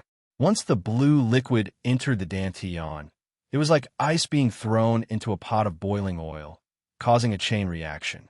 Strands of golden inner energy swarmed over like they were crazy, wanting to completely devour the blue liquid, as if the blue liquid was some amazing tonic. Very soon, the blue liquid was completely enveloped by the golden inner energy. A miraculous scene appeared. After the golden inner energy finished devouring the blue liquid, it actually carried a trace of blue, cold light. Suddenly, when the blue liquid was completely consumed, the golden inner energy actually started to devour each other. The strands of inner energy intertwined with each other, devouring each other, forming small balls. Under the effect of a mysterious force, the golden ball started to collapse inwards, continuously compressing and compressing. Finally, hundreds and thousands of strands of golden inner energy transformed into a rice grain-sized drop of true essence. In less than 10 minutes, Ouyang Shua's dantian no longer had a trace of inner energy. It was all drops of true essence. This wasn't the end. The true essence started to devour each other again, forming even larger drops of true essence. Finally, all the true essence gathered into a ball of liquid true essence the size of a pigeon egg. This liquid ball started to collapse inwards again, continuously compressing and compressing. As the small ball continued to compress, the golden color became more and more dazzling, pure, brilliant, and vast, suppressing all directions. The blue color from before had completely disappeared, being melted by the golden true essence. Finally, the liquid ball transformed into the purest true essence the size of a rice grain-sized drop. Ouyang Shua's inner energy finally underwent a qualitative change, officially transforming from a gaseous state to a liquid state. The nature of the inner energy also underwent a qualitative change, transforming into true essence. At the same time, this also meant that the inner canon of the Yellow Emperor that Ouyang Shua practiced had officially broken through to the 6th level. At this moment, the sound of a system notification sounded in Ouyang Shua's ears. System notification. Congratulations to player Not Naked for using the inner core of the Iron Armor Beast, successfully unlocking the 2nd talent, Frost. For the specific situation, please find out yourself. System notification. Congratulations to player Not Naked for successfully practicing the Yellow Emperor's canon of the Yellow Emperor to the 6th level. Derived a cultivation technique characteristic. Emperor's Path. For the specific situation, please find out yourself.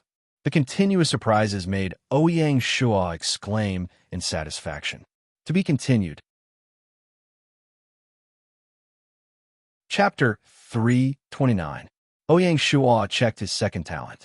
Ice. Attacks contain the ice attribute. It was a very concise description, less than 10 words. Ouyang Shua thought back to when Song Jia was cultivating the 9 manual. Her inner chi contained the cold attribute. Both of them had the same effect. The only difference was that Zhang Xian's talent came with it, so there was no need to activate it. On the other hand, Song Jia's ice required one to activate it using one's internal energy. The specific effects could only be explored in actual combat. Ouyang Shua then looked at the inner canon of the Yellow Emperor that had been cultivated to the 6th level. The special characteristic that had been derived was Emperor's Way. The name sounded quite scary, but he didn't know what effect it had.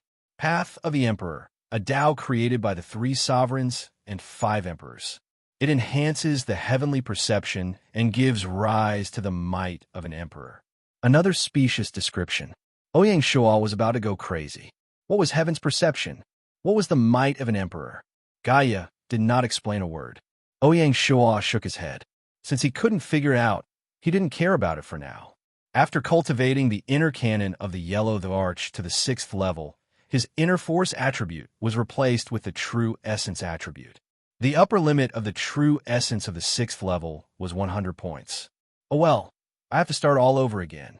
Ouyang Shua gave it a try. Right now, he could only revolve it 3 times a day, and each revolution would only increase his true essence by a little. In other words, Ouyang Shua only needed a month to cultivate to the 7th level. On the surface, it seemed that cultivating the inner canon of the Yellow Arch had become easier. Ouyang Shua did not believe it. With Gaia's character, it must have dug an even bigger pit for him to jump into. In the battle with the Ironback Beast, Ouyang Shua discovered his own shortcomings. Among the martial arts he practiced, there were internal energy, spear techniques, and palm techniques. The only thing he lacked was a body lightning technique, which was commonly known as Qigong. Unlike the Nining Manual, which was about all things, the Yellow Emperor's Canon of Internal Medicine was a pure Qi cultivation technique, and the Yang Family Spear Manual was a pure spear technique. Level 8 Fist Scripture did have some footwork, but it was just an extension of certain moves. It was more like a leg technique, and it was not pure. When used, the effect was not good. When fighting on foot, not practicing Qigong would be at a disadvantage. Otherwise, Ouyang Shua wouldn't have been in such a sorry state during the battle that day. If he had the chance in the future, he would have to look for a Qigong secret manual. This was a story for another time. After his cultivation improved, Ouyang Shua joined the army of wild beasts. He could feel that the Yang clan spear technique was at a bottleneck and needed to be tempered in actual combat. After that, Ouyang Shua would kill at least 1 or 2 desolate beasts every day. As for the inner core, there was no need to even think about it. Such a good thing would never happen again. Ouyang Shua's savage beast taming art was useful in front of desolate beasts. Unfortunately, the desolate beasts that appeared were either too weak or too ugly. They were not suitable as mounts. Otherwise, Ouyang Shua would have liked to tame a desolate beast and use it as a mount. The addition of Ouyang Shua allowed the cleanup operation to go much smoother, and they advanced at a shocking speed every day. Ouyang Shua estimated that in another half a month, he would be able to clear out the village that he had chosen. While Ouyang Shua was campaigning in the Cliff Province, the Lianzhou Basin, which was thousands of miles away, was experiencing a drastic change. Since the beginning of winter, various signs indicated that the tribes of the grassland were planning to launch a large-scale war against Shanghai City before the Spring Festival. Even Duanren County's people were mixed among them. No one knew when it started, but Ba Dao and the Sky Order tribe had colluded. Shanghai City's 2 biggest rivals in the Lianzhou Basin were actually working together. Just the thought of it was a headache. Not to mention the Yin-Huang alliance that had been hiding behind Duanren County. Bai Hua and Feng Xiuhuang's promotion to Marquis was a huge blow to the Yin-Huang alliance. If this trend continued, the Yin-Huang alliance would sooner or later be left far behind by the Shanghai alliance. This was something that they did not want to see. Using Duanren County to cause some trouble for Shanghai City, and if they could seize the opportunity to attack Shanghai City, that would be the best outcome. For the Yin-Huang alliance, this was a brilliant move. The 3 parties hit it off, and the moment the auction ended, they started plotting how to deal a fatal blow to Shanghai City. After a month of preparation, the time was ripe. The first to launch an attack were the tribes of the grassland. The tribes of the grassland, who had endured for a long time, finally stopped concealing their desire for war and brazenly declared a first-level war. In an instant, tens of thousands of young and strong herdsmen prepared their own war horses, bows, and rations. They bid farewell to their wives, children, and parents and embarked on their journey, gathering at the military camp from all directions. The young herdsmen were skilled in archery and horsemanship. They did not need any training to become qualified cavalrymen. Usually, the herdsmen were divided into small groups according to the areas they grazed. During wartime, these small groups were ready-made armies of 10 or 100 men, forming the cornerstone of the grassland army. In a short 5 days, the army was assembled. With the Sky Order tribe as the leader, the grassland army had 50,000 people, and the Sky Order tribe alone had mobilized 15,000 soldiers. The commander of the Sky Order tribe's eastern region, Dai Qin, was the commander of the allied army, and Lakshan was the deputy commander. The last of the 3 great generals of the Sky Order tribe, the commander of the personal guards, Bori Taichina, led an army of 8,000 soldiers to guard the northern region of the grassland, to monitor Mulan City and protect the grassland. Kunming swore an oath at the blessed lake, listing the crimes that Shanghai City had committed against the grassland.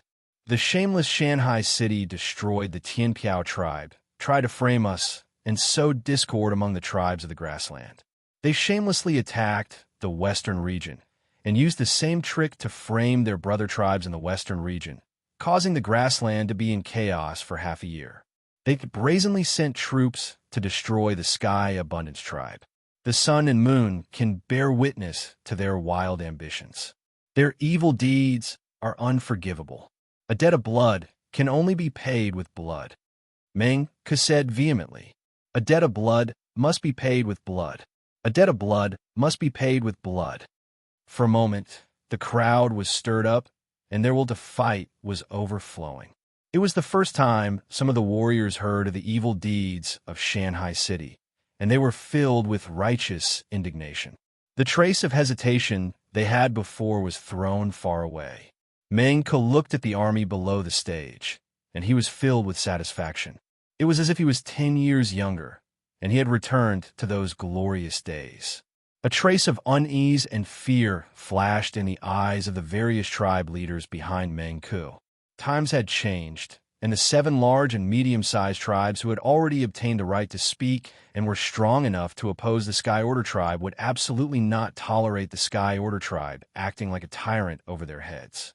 In the face of a great enemy, the various tribe leaders could only temporarily suppress their thoughts and cheer along. After the oath-taking ceremony ended, the army immediately set off.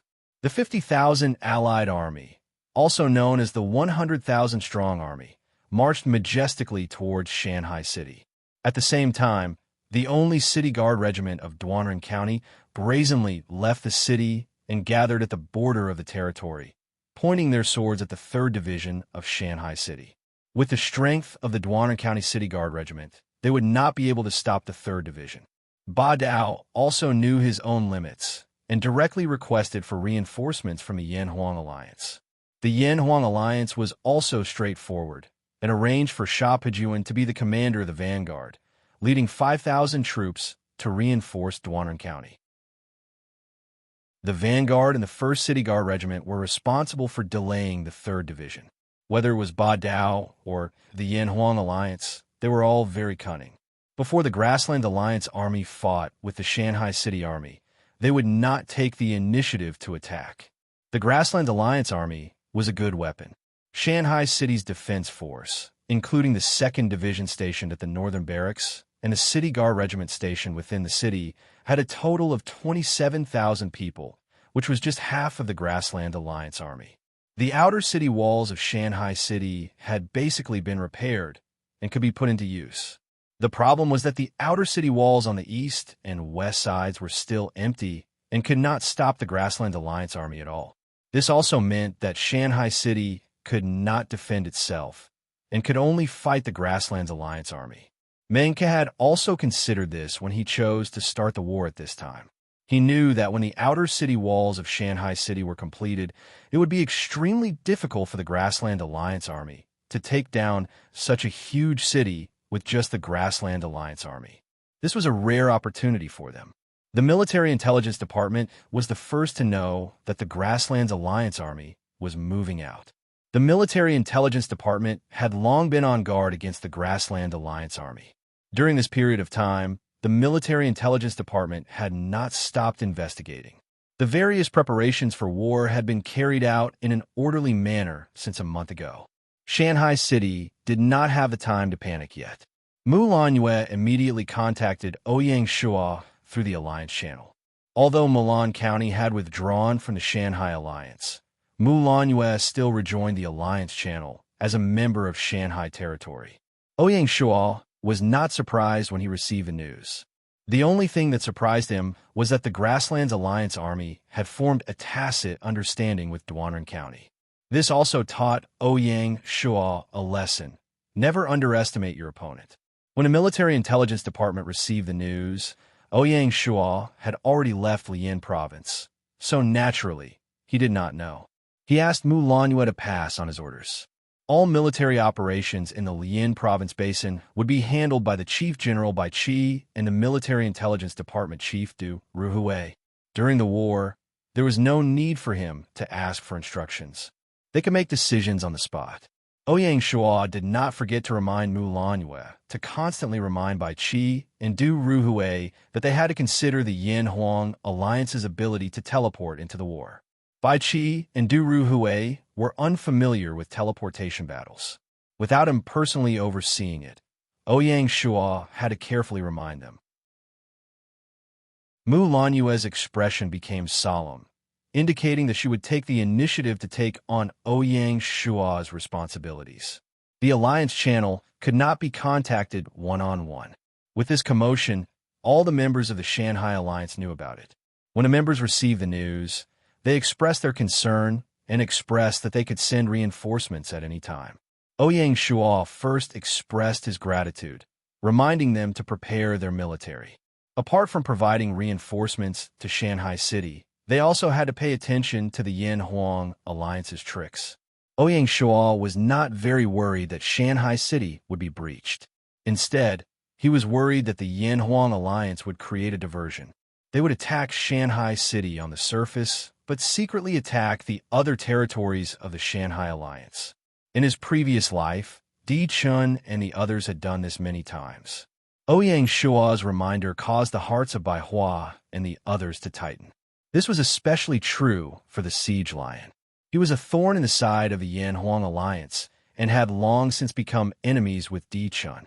To be continued. Chapter 330.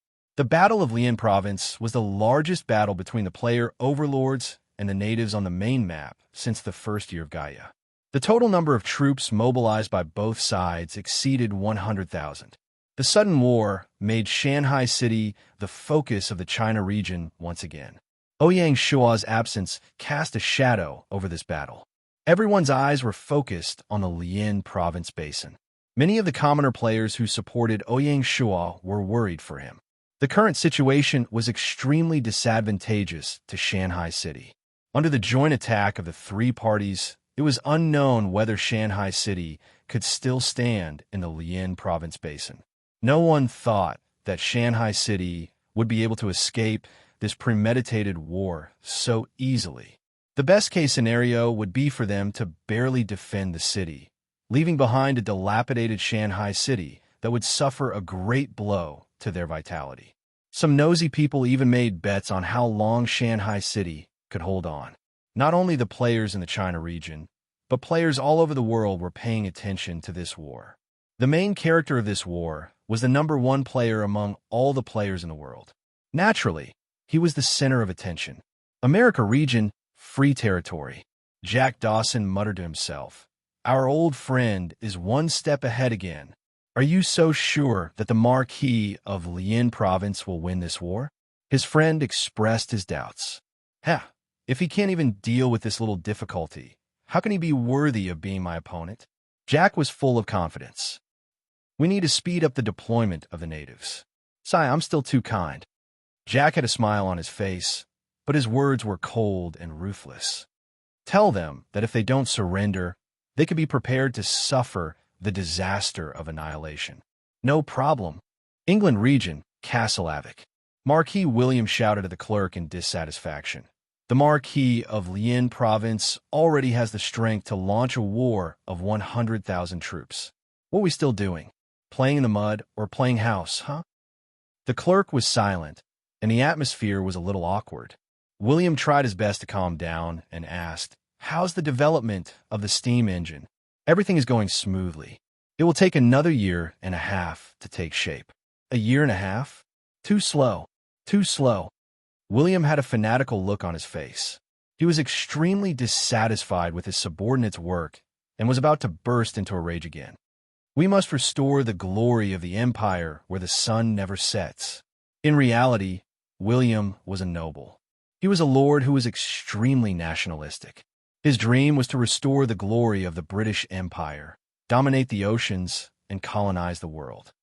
"Yes, I will make the arrangements as soon as possible," the clerk replied carefully. William's face was ferocious as he said coldly, 1 year. Remember, I'm only giving you 1 year. After a year, if you still can't give me a satisfactory answer, you know the consequences. No problem. The clerk felt bitter in his heart, but he did not dare to refuse the Marquis' request. Annan District, Haiphong County. P.S. Annam is ancient Vietnam, later changed to Annam. The Lord of Haiphong County, Ruan Tian K, looked solemn. This neighbor of ours is really frightening. That's right. The Black Shark pirates, who had been harassing the coast before, were wiped out just like that. At the mention of the Black Shark pirates, Ruan Tiang's face twitched. Haiphong Town was almost destroyed in the hands of the Black Shark pirates. When he was preparing to fight back, the Black Shark pirates were wiped out by Shanghai City. It was a great irony. I really hope that the Marquis of Lian Province will have a big fall this time. Otherwise, he will eventually become a threat to Annam. Ruan Tianke frowned at the thought of the future national war. No one would feel at ease with such a powerful neighbor. Isn't it too early to mention the national war now? Early? No, it's not early at all. If the Marquis of Lian Province wins this war, there will be no more opponents in Lian Province Basin. Who do you think he will target? Ruan Tiang's natural sense of crisis was bursting. The matter of contacting the Northern Territories and forming a unified alliance must be carried out quickly. Ruan Tiang's expression was inexplicable. Unifying the northern part of Annam was the first step to realize his personal ambition, but it was difficult. It's not easy to handle. Those guys are all arrogant and unruly. How will they yield? Ruan Tianke smiled mysteriously. Hasn't the opportunity already appeared? Let's see if they can still be so comfortable with the Marquis of Lian Province as their imaginary enemy. There's an old saying in China, to resist foreign aggression, one must first settle the internal affairs. My lord is wise. Marquis Lian Province's mansion, conference hall. The 4 bureau chiefs and General Bai Chi were having a discussion. Military Intelligence Bureau Chief Song San, 2nd Division Commander Luo Shixin, City Guard Division Deputy Commander Zhao Sihu, and Shanghai City Magistrate Wei Ran were present at the meeting. Because it was wartime, General Bai Chi was in charge of military affairs and presided over the meeting. After Song San reported the military situation, the conference hall was silent. Military Affairs Bureau Chief Du Ruhui was the first to speak. The outer city wall will definitely not be able to be defended. Instead, it's better to cut off our wrists and directly abandon the outer city wall and retreat to the 3 inner cities. This method is not appropriate. Wei Ran immediately objected. A large number of residential and commercial areas are being built in the outer city. Once we abandon it, it will be destroyed by the enemy. The economic losses will be immeasurable. Since taking office, Wei Ran had spent most of his efforts on the construction of the outer city of Shanghai City. If the military directly abandoned the outer city, it would be equivalent to letting his efforts go to waste. This was something he didn't want to see. This general also has a question. Zhao Sihu followed. He mainly analyzed from the perspective of war defense. Not to mention the outer city will be destroyed. Retreating to the inner city is equivalent to dividing the army into 3. The grassland allied forces are all cavalry. They can completely cut off the communication between the 3 inner cities and let us fight on our own. Bai Chi was not affected by Wei Ran and Zhao Sihu. He looked at Du Ruhui. Division Chief, Du must have other intentions. Although he had only worked with Du Ruhui for a short month, he admired him very much. This person was far-sighted and decisive. It was impossible for Du Ruhui not to have thought of the problems raised by Wei Ran and Zhao Sihu. As soon as Bai Chi's voice fell, Zhao Sihu's face turned red and he felt ashamed. He was still too rash and eager to show off, but he didn't think about the deeper meaning of Du Ruhui's words. Wei Ran, on the other hand, looked calm. The outer city was his blood and sweat, and he couldn't allow any mishaps. Du Ruhui glanced at Zhao Sihu with a hint of encouragement and comfort in his eyes. Retreating to the inner city does not mean giving up on the outer city. Abandoning the outer city wall does not mean abandoning the outer fortifications. As General Zhao said, the enemy is cavalry, good at field operations, not good at sieging cities. The outer city can be used as a forward position to defend against the enemy. As for economic losses, speaking of this, Du Ruhui's face was expressionless. This is war, and we're the defensive side. Losses are inevitable, not to mention the outer city. Even the inner city will suffer. This is a large-scale war. If we want to win the final victory, we must be prepared to fight a protracted war and pay great sacrifices. Du Ruhui was indeed a decisive person, and his heart was hard enough. Wei Ran felt bitter in his heart and was about to refute. After thinking for a while, he sat back in his seat and remained silent. Seeing this, Bai Qi's heart relaxed. He was afraid that Wei Ran would continue to pester him. The separation of the territory's military and politics was not a child's play. As the head of the Military Affairs Bureau, Du Ruhui had absolute authority in times of war. He had summoned Wei Ran to attend the meeting only for some military operations that needed the cooperation of Shanghai City. As for influencing the military's decision-making, as a magistrate, it was a bit overboard. In the territory, only the Marquis could influence the military and politics at the same time. Fortunately, Wei Ran didn't make things difficult for him. How could Bai Qi not have heard the rumors in the outside world? Rumor had it that between the father-son-in-law pair, one controlled the army and the other controlled the county city.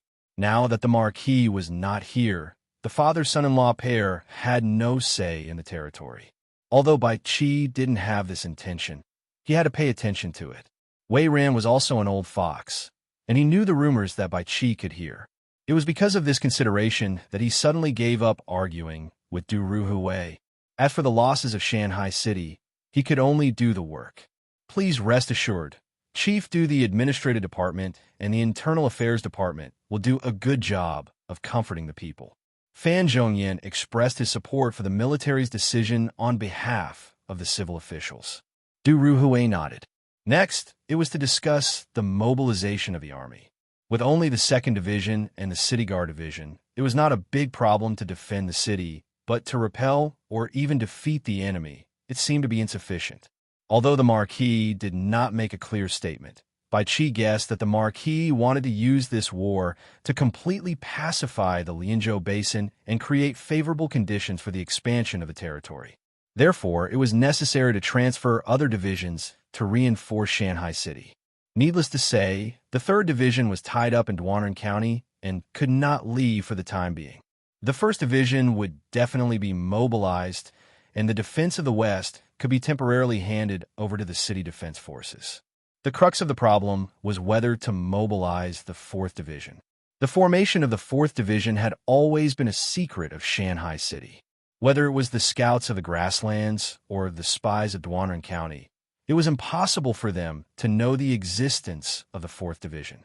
They only knew that Mulan City had a relatively large city defense force. Therefore, the Grassland Coalition Army arranged for 8,000 troops to monitor Mulan City. The 4th Division had basically completed the equipment change, and its combat effectiveness had been upgraded to a higher level. The Grassland Army's defense force for Mulan City was still at the level of the City Guard Brigade. This was the biggest variable. After a brief discussion with Du Ruhui, Bai Qi decided to play this card well and not mobilize the 4th Division for the time being. The last question was whether the North Sea Fleet should participate in the war. The North Sea Fleet returned from Cliff Province. Because the ship built by the shipyard had not yet been delivered, the 2nd expedition was temporarily postponed and stayed in North Sea City. Let the North Sea Fleet be on standby, just in case. Du Ruhui was decisive, but it did not mean that he was not cautious. In such a war, one more force was one more guarantee. I agree. Bai Qi expressed his support. The matter was settled. To be continued. Chapter 331. After the meeting, the war machine of the territory began to operate efficiently. The Marquis of Lian Province issued a martial law of the 1st rank, and all cities at all levels were under curfew. The city gate only allowed entry, but not exit. The relay station was sealed, and no messages were sent. Through the hummingbird system, The general's order was sent to all the divisions. The 1st Division received the order and immediately set off, leaving the western city barracks. The 2nd Division retreated from the northern barracks. Before they retreated, the northern barracks were destroyed. The 3rd Division was stationed in the eastern camp of the city, waiting for an opportunity to strike. The 4th Division withdrew from Southern Guard Pass and quietly assembled in Mulan City. The City Guard Division was responsible for the construction of Shanghai City's defenses. The war had not yet begun, but the scouts of both sides were already fighting on the grassland. Other than the spies from the Military Intelligence Division, there were also scouts from the 2nd Division and the City Guard Division. In terms of horseback riding and archery, the grassland cavalry was naturally superior, but in terms of scouting, the grassland Allied forces were no match for the professionally trained scouts of Shanghai City. The grassland Allied armies, every move could not escape the eyes of the scouts. The important intelligence of the enemy was transmitted to the Shanghai City High Command in a timely and efficient manner by Hummingbird. Among the members of the Commander-in-Chief, Bai Qi, there was also Du Ruhui, who personally led the War Department of the Military Affairs. After a month of preparation, the framework of the Operations Division was finally set up and unveiled for the first time. The Chief of Military Affairs, Du Ruhui, had carefully selected a total of 12 members of the War Division. 6 of them came from the Chuanzhou or Dali armies and had rich combat experience. The other 6 were students of the School of Military Studies and had rich theoretical knowledge. The combination of the two complemented each other. The War Sage effect continued to ferment. Every day, there would be disciples who came because of the fame. With Ouyang Shua's instructions, the construction of the Army Marshal Lecture Hall was extremely smooth. The basic construction of the school's main body had already been completed. In another half a month, it would be completely completed.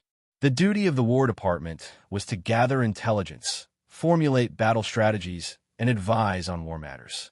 With an efficient intelligence network, a high-end staff officer system, and timely logistical support, Du Ruhui was building the military office into a sharp weapon for the army. This was also what Ouyang Shua had always hoped for in the military office. All of this was unimaginable in the eyes of those country bumpkins from the prairies Allied army. At the beginning of the war, the two sides stood in unequal positions. With the support of the Military Affairs Department, Bai Qi was able to command the troops with greater ease. On the February 7th of the 2nd year of Gaia, the 1st Division arrived at Shanghai City. According to the High Command arrangement, the 1st Division was responsible for the defense of Shanghai City District. The City Guard Division was responsible for the defense of Yuyi City District, and the 2nd Division was responsible for the defense of Qiushui City District. The next day, the vanguard of the Grassland Army arrived outside Shanghai City. The vanguard consisted of 15,000 cavalry, led by Lakshan, the Deputy General of the Coalition Army. The army chose to set up camp in the northern barracks of the original city, which was across the river from the Yuyi district. Following closely behind the vanguard was the main force led by Dai Qin, who also arrived that afternoon. Coalition Army Camp. Dai Qin was a middle-aged man in his 30s. He had a full beard, thick eyebrows, big eyes, a smooth forehead, and 5 or 6 braids on the back of his head. He was a typical Mongolian man. Dai Qin sat boldly at the head of the table. Below him were the main generals of the Allied forces. Other than Rakshan, the remaining 7 generals each represented a medium-sized tribe. They were basically the generals of their respective tribes. The Grassland Army's discussions had always been arbitrary. Dai Qin looked around and said, "The main objective of tomorrow's battle is to take down the moat. Otherwise, don't even think about it. Who is willing to be the vanguard and lead our army to victory?" Rakshan immediately stood up and said loudly, "Commander-in-Chief, I am willing to go." The other 7 generals did not say anything when they heard Rakshan's request for battle. Seeing this, Dai Qin's brows furrowed imperceptibly. He deliberately said, "All right, the vanguard still depends on the heroes of our Sky's Boundary tribe. I approve." As soon as Dai Qin's voice fell, the other 7 generals were unhappy and all requested to go to battle. "Commander-in-Chief, I am willing to go." "That's right, Commander-in-Chief. Leave the vanguard to us, the Heavenly Eagle tribe. Commander-in-Chief, you can't be biased. The Heavenly Rat tribe is willing to be the vanguard. Good. Dai-Chin laughed heartily and looked extremely happy. Since that's the case, General Hari Shigai and Hu Lei-Jin will lead a team of 10,000 people as the vanguard to take down the moat. Hari Shigai was from the Heavenly Eagle tribe, while Hu Lei-Jin was from the Heavenly Rat tribe. Thank you, Commander-in-Chief. The two of them were extremely excited. Commander-in-Chief. Rakshin was a little anxious. Dai-Chin waved his hand and stopped Rakshin from speaking further. He said, "This matter has been decided. No further discussion is allowed." Rakshin looked embarrassed and sat back in his seat, feeling indignant. Seeing this, Hari Shigai and Hu Lei-Jin became even more proud. After the discussion, all the generals retreated. Only Rakshin remained. Seeing that Rakshin wanted to say something but was hesitant, Dai-Chin regained his calm. His previous cheerfulness disappeared without a trace. "If you have any questions, just say it. Don't beat around the bush." "Commander-in-Chief, why didn't you let me go to battle?" Rakshin said with dissatisfaction. Dai-Chin had a look of understanding. He pressed his hand down and gestured for Rakshin to calm down. He said, Do you know the Khan's purpose in starting this war?" "Purpose? Isn't it just revenge and the destruction of Shanghai City?" Rakshin did not understand. "Idiot." Dai-Chin raised his voice. "War is not a game. Our men are not tools for revenge." Being reprimanded by Dai-Chin, Rakshin's face turned red. He said in shame, "Please enlighten me, Commander-in-Chief." "Rakshin, hatred has not only blinded your eyes, it has also blinded your mind. You weren't this impulsive in the past." Dai-Chin did not give him any face. He continued, "Destroying Shanghai City is only the most direct goal. More importantly, the Khan wants to use this war to re-establish the supreme position of our sky's limit tribe in the grasslands." Rakshasa was shocked, and then he realized something. What do we rely on to be the overlord? It's the army. Only when we have the military strength to crush the other tribes can we tame them. Everything else is meaningless. In the first battle tomorrow, we will definitely suffer heavy casualties. Your subordinates are leading the elite army of our tribe.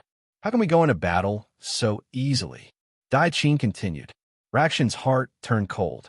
Dai-Chin wanted to use this war to weaken the military strength of the other tribes. Thinking of the Khan's deep eyes, Rakshin's heart trembled. "Commander-in-Chief is wise." Dai-Chin's expression softened slightly. "All right, go and rest. There's still a few tough battles to come. You'll have time to fight. Remember, our conversation just now is limited to just the two of us. Do you understand?" "Yes," Rakshin hurriedly promised. "Go." Dai-Chin waved his hand, picked up the military book on the table, and flipped through it. Rakshin silently retreated from the tent, his face slightly pale. He felt that the person sitting in the tent was a ferocious beast that would devour humans, but he was wearing the clothes of a sheep. February 9th, the sun rose, and the world was dyed blood red. The monsoon wind blew from the canyon, bringing with it the smell of the salty sea of the North Bay. Early in the morning, the Allied army's camp began to bustle. Since yesterday, the army of 50,000 had been mobilized. They dug out large amounts of soil from the grasslands and packed it in straw bags woven from hay. The bags of soil piled up into a small hill on the empty ground in front of the army camp. It was a spectacular sight. In front of the army camp, a team of 10,000 people was ready. They were today's vanguard. The two generals, Hari Shigai and Hu Lei-Jin, rode at the front of the team on their war horses, looking high-spirited. They were making their final preparations before the battle.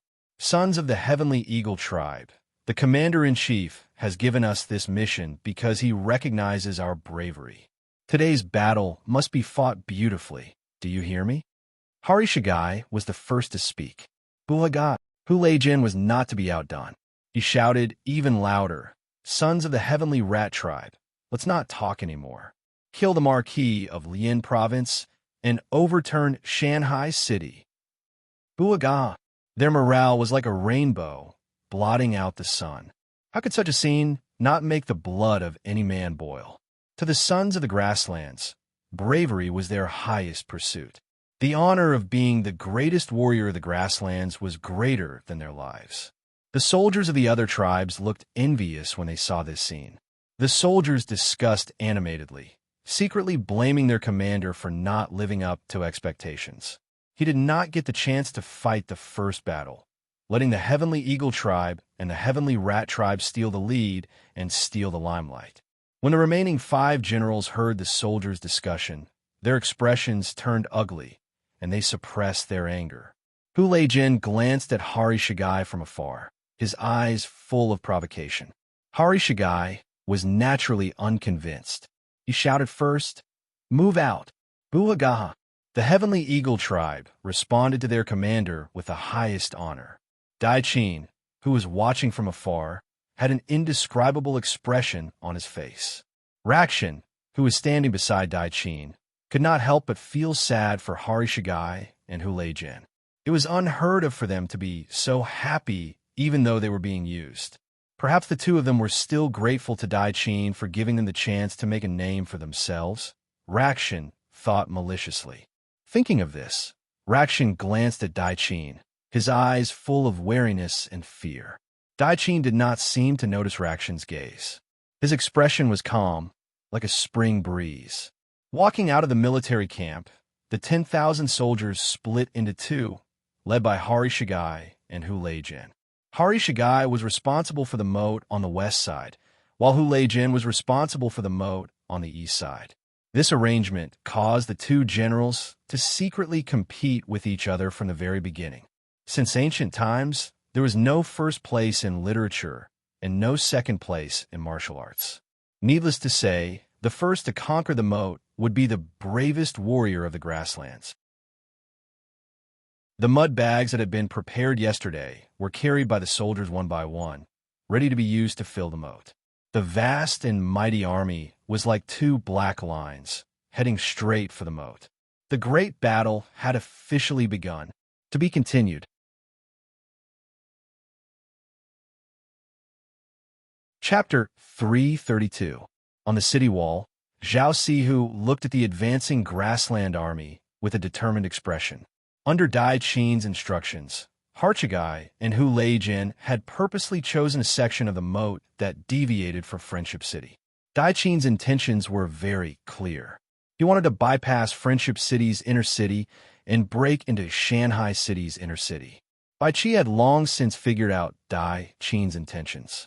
More than 10,000 archers were stationed on the only part of the northern city wall that had been completed. The Divine Strategy Battalion of the City Guard Division was stationed in the middle of the northern city wall. The Archer Brigade and Crossbowman Brigade of the City Guard Division were stationed in the eastern section of the northern city wall. The Archer Brigade and Crossbowman Brigade of the 1st Division were stationed in the western section of the northern city wall. The Grassland Army, which carried sandbags from the eastern and western sides, faced a rain of arrows before they could even approach the moat. The dense rain of arrows made it hard for the Grassland Army to advance. With every step forward, they had to pay the price of more than 100 soldiers. On the western road, Harchagai's face turned ashen. He had a bad feeling about this. With a great enemy before them, he did not have much time to think.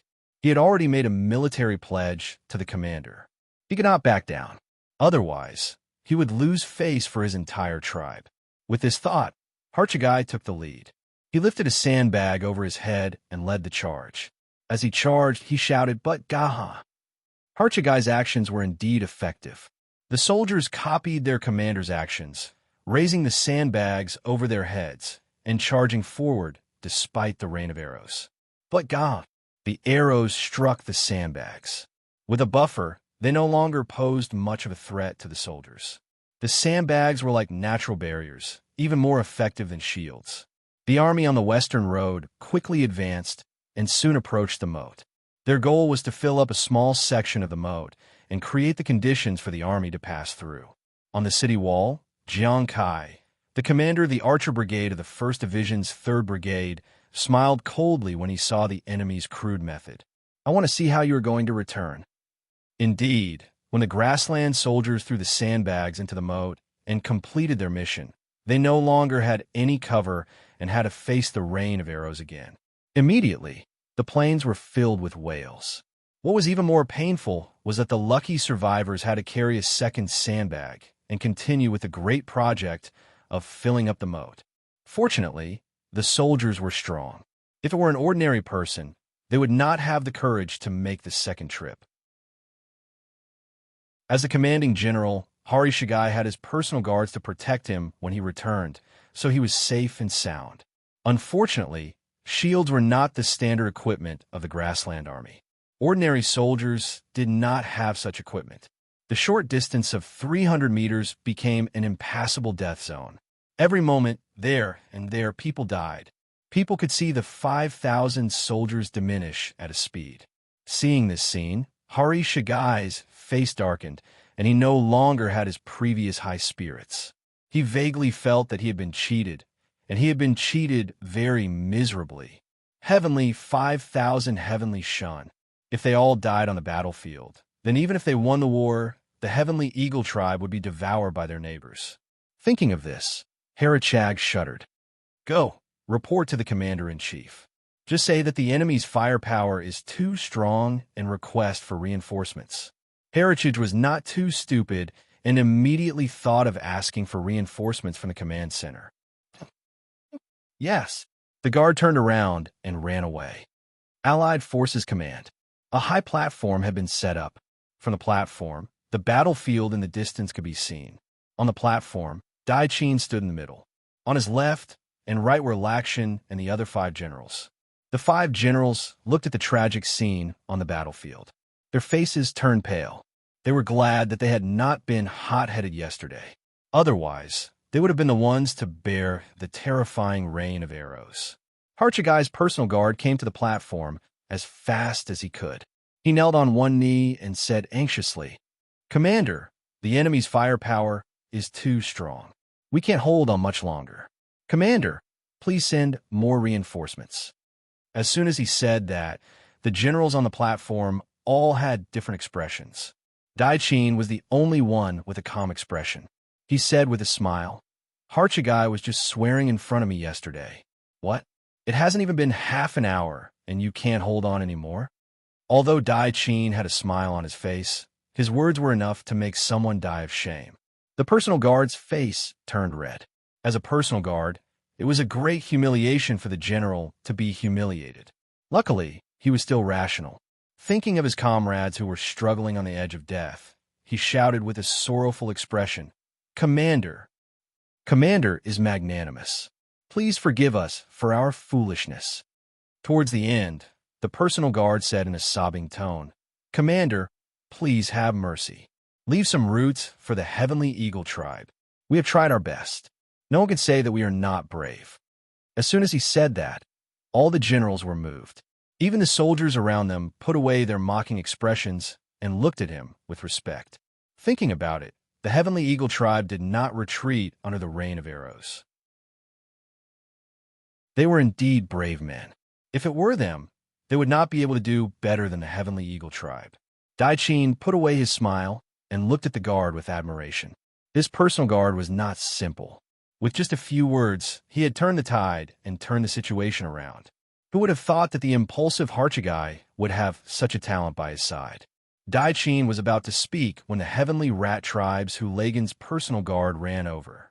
As soon as he came up, he shouted, Commander, the enemy's firepower is too strong. Please retreat. Nonsense. Dai Qin was furious. The surroundings were silent. Military orders are not child's play. Do you think you can retreat just because you wanna? Go back and tell Hu Leijin that I have my own arrangements. If he dares to retreat on his own, I will personally take his dog life. Dai Qin looked at the dumbfounded personal guard, and a trace of disdain flashed in his eyes. They were all personal guards, but why was the difference between them so big? Understood. Hu Legan's personal guard was a yes man. With a swish, he ran away without a trace. Dai Qin naturally would not leave them in the lurch. He wanted to suppress the tribes, but the premise was that they had to win this war. Otherwise, there was no need to mention anything else. Just now, He had teased Harchagai's personal guard because he wanted the Heavenly Eagle tribe to remember his kindness and lay the groundwork for the future structure of the prairie. Although Daichin was a military general, his political mind and political skills were also very brilliant. After the small interlude, Daichin turned to the generals and asked, "Who is willing to reinforce the Heavenly Eagle tribe and the Heavenly Rat tribe?" All the commanders looked at each other in dismay. It was one thing to admire the Sky Eagle division, but it was another thing to rush over to provide reinforcements. Those were real casualties, and none of them were fools. What? Are the men of the prairie all soft eggs? Daichin looked unhappy. At the same time, he imperceptibly made a gesture to Rakshan on his left. Rakshan understood. He knew that it was time for the Heaven's Order tribe to take the field. Although Daichin was the commander of the allied forces, he could not force the other tribes too much. At the critical moment, he still had to use his sword. If the Heavenly Eagle tribe and the Heavenly Rat tribe had volunteered to fight and the Heaven's Order tribe did not participate, it would still be reasonable. But at this time, if the Heaven's Order tribe only let the other tribes sacrifice themselves, it would be unreasonable. No matter how powerful Daichin was, it would be difficult for him to convince the masses. Needless to say, the other tribes and the Heaven's Order tribe had always been at odds. If he was too biased, the other generals were not fools. They would not let Daichin manipulate them. "Commander, I am willing to reinforce them." Rakshan stepped forward. "Good. You will lead 5,000 men to reinforce the Heavenly Eagle tribe." Daichin laughed heartily. His expression changed quickly. "Who else is willing to reinforce the Heavenly Rat tribe? If there is no one, I'm going to pick some generals." Rakshan stepped forward. The other 5 generals felt like they were sitting on pins and needles. At this time, they could not refuse. "Commander, I am willing." Ziraguligay of the Heavenly Dog tribe suddenly stepped forward. Daichin nodded. The Heavenly Dog tribe and the Heavenly Rat tribe were secret allies. Ziraguligay stepping forward was not unexpected. "Good. You will lead 5,000 men to reinforce the Heavenly Rat tribe." "Yes, Commander." Daichin looked at Rakshan and Ziraguligay and said solemnly, "Remember, the moat must be filled today. If you do not complete the task, you are not allowed to retreat. Otherwise, you will be executed." "Yes, Commander." The 2 armies marched out of the camp to reinforce the Heavenly Eagle tribe and the Heavenly Rat tribe. Zhao Sihu stood at the top of the city wall.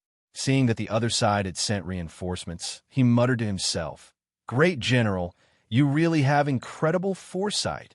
He turned to his personal guard and said, "Pass down my order. Cavalry Brigade, get ready." "Yes, Commander." When the reinforcements arrived, Hari Shagai and Hu Legend both heaved a sigh of relief. In less than an hour, they had lost half of their troops. If this went on, the army would fall apart. The difference was that Hari Shagai was grateful for Rakshan's reinforcements. Hu Legend, on the other hand, hated the humiliation that Daichin had inflicted on him and was secretly furious. Rakshan stared at the rain of arrows in front of him and felt his scalp go numb. He did not feel it from afar, but looking at it up close, he could truly feel the terror of the other side's rain of arrows. They were dense and continuous, as if there was no end to them. In a short period of time, just the arrows that were shot out had covered the ground with a layer of arrows. It was obvious how terrifying it was.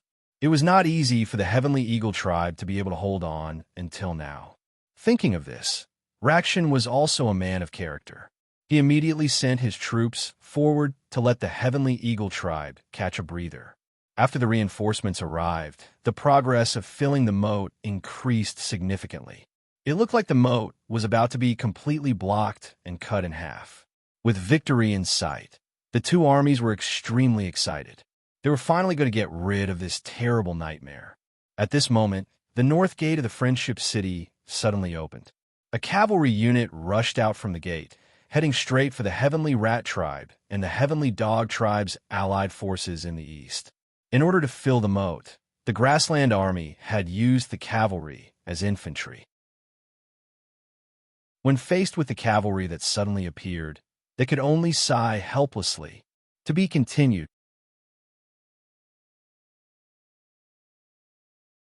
Chapter 333. Under the command of Zhao Sihu, the City Guard Regiment Cavalry Brigade left the city to attack the Allied army. Faced with the ferocious cavalry of Shanghai City, the Allied army was on the verge of collapse from the torrent of arrows. With a single charge, the Eastern army was torn apart. What followed was a one-sided massacre. The Western army was on high alert. Seeing that the Shanghai City army only attacked the Eastern army, they rejoiced. Hari Shigai felt that his luck had taken a turn for the better. Allied Army Command Center. Dai Qin stood on high platform. Seeing that the Shanghai City army had taken the initiative to attack, he smiled.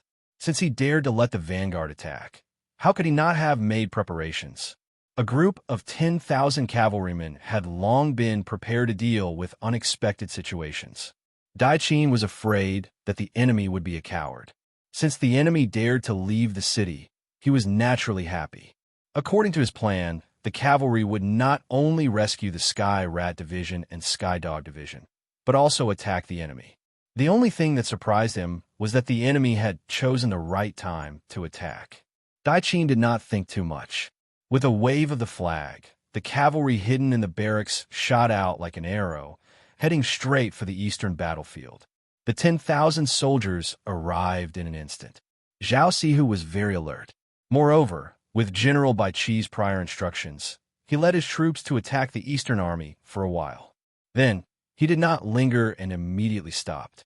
Before the grasslands reinforcements arrived, he returned to the city. Seeing that the enemy had retreated without a fight, the 10,000 cavalrymen laughed mockingly. The scene of 10,000 cavalrymen cursing at the bottom of the city wall was spectacular. On top of the city wall, the soldiers of the City Guard Regiment had ugly expressions, all of them filled with righteous indignation. Zhao Sihu looked at the scene below and laughed coldly. If it wasn't for the fact that they had to defend against the Yan-Huang Alliance's reinforcements, the 3 regiments of Shanghai City would be able to defeat the Grasslands Allied army. How could they be so arrogant? Under the protection of the 10,000 cavalrymen, the Eastern Army finally stabilized. At this point, the Grasslands Allied Army had finally taken the moat after paying a heavy price. Seeing that Shanghai City had retreated, Dai Qin shook his head regretfully. He waved a flag again and led the army forward. Since the moat had been taken, Dai Qin naturally had to move the army camp forward and keep an eye on the moat. This was to prevent Shanghai City from opening the moat again and wasting their efforts. The mighty army immediately broke camp. Zhao Sihu stood on top of the city wall and looked at the overwhelming army in silence. He carefully observed the army, trying to see through the enemy's secrets. Needless to say, there was indeed a strange place. At the very back of the Allied forces, there were actually dozens of large carriages. The cart was covered with sackcloth, and no one knew what it was. It was a little too high to say that it was a heavy load of provisions. Zhao Sihu did not dare to neglect and informed the guards to report this information to the commander-in-chief. By the time the Allied forces set up camp in the north of Shanghai City, it was already sunset. The moat had been taken over by the Allied forces, and the lonely northern city wall had become an isolated island. That night, the archers of the 1st Division and the City Guard Division quietly withdrew from the city walls. The crossbowmen of the 1st Division would set up a second line of defense outside the city, while the City Guard Division would be responsible for defending the Yuyi district. The army of Shanghai City completely abandoned the northern city wall. Just like that, the first day of the battle ended. Shanghai City had killed more than 8,000 soldiers from the Grassland Allied forces without losing a single soldier. Be it Dai Qin or Bai Qi, they knew very well that this was just an appetizer. The real battle was about to begin. The night was as dark as ink, and not a sound could be heard. In the main camp of the Allied forces, a man in black appeared in Dai Qin's tent.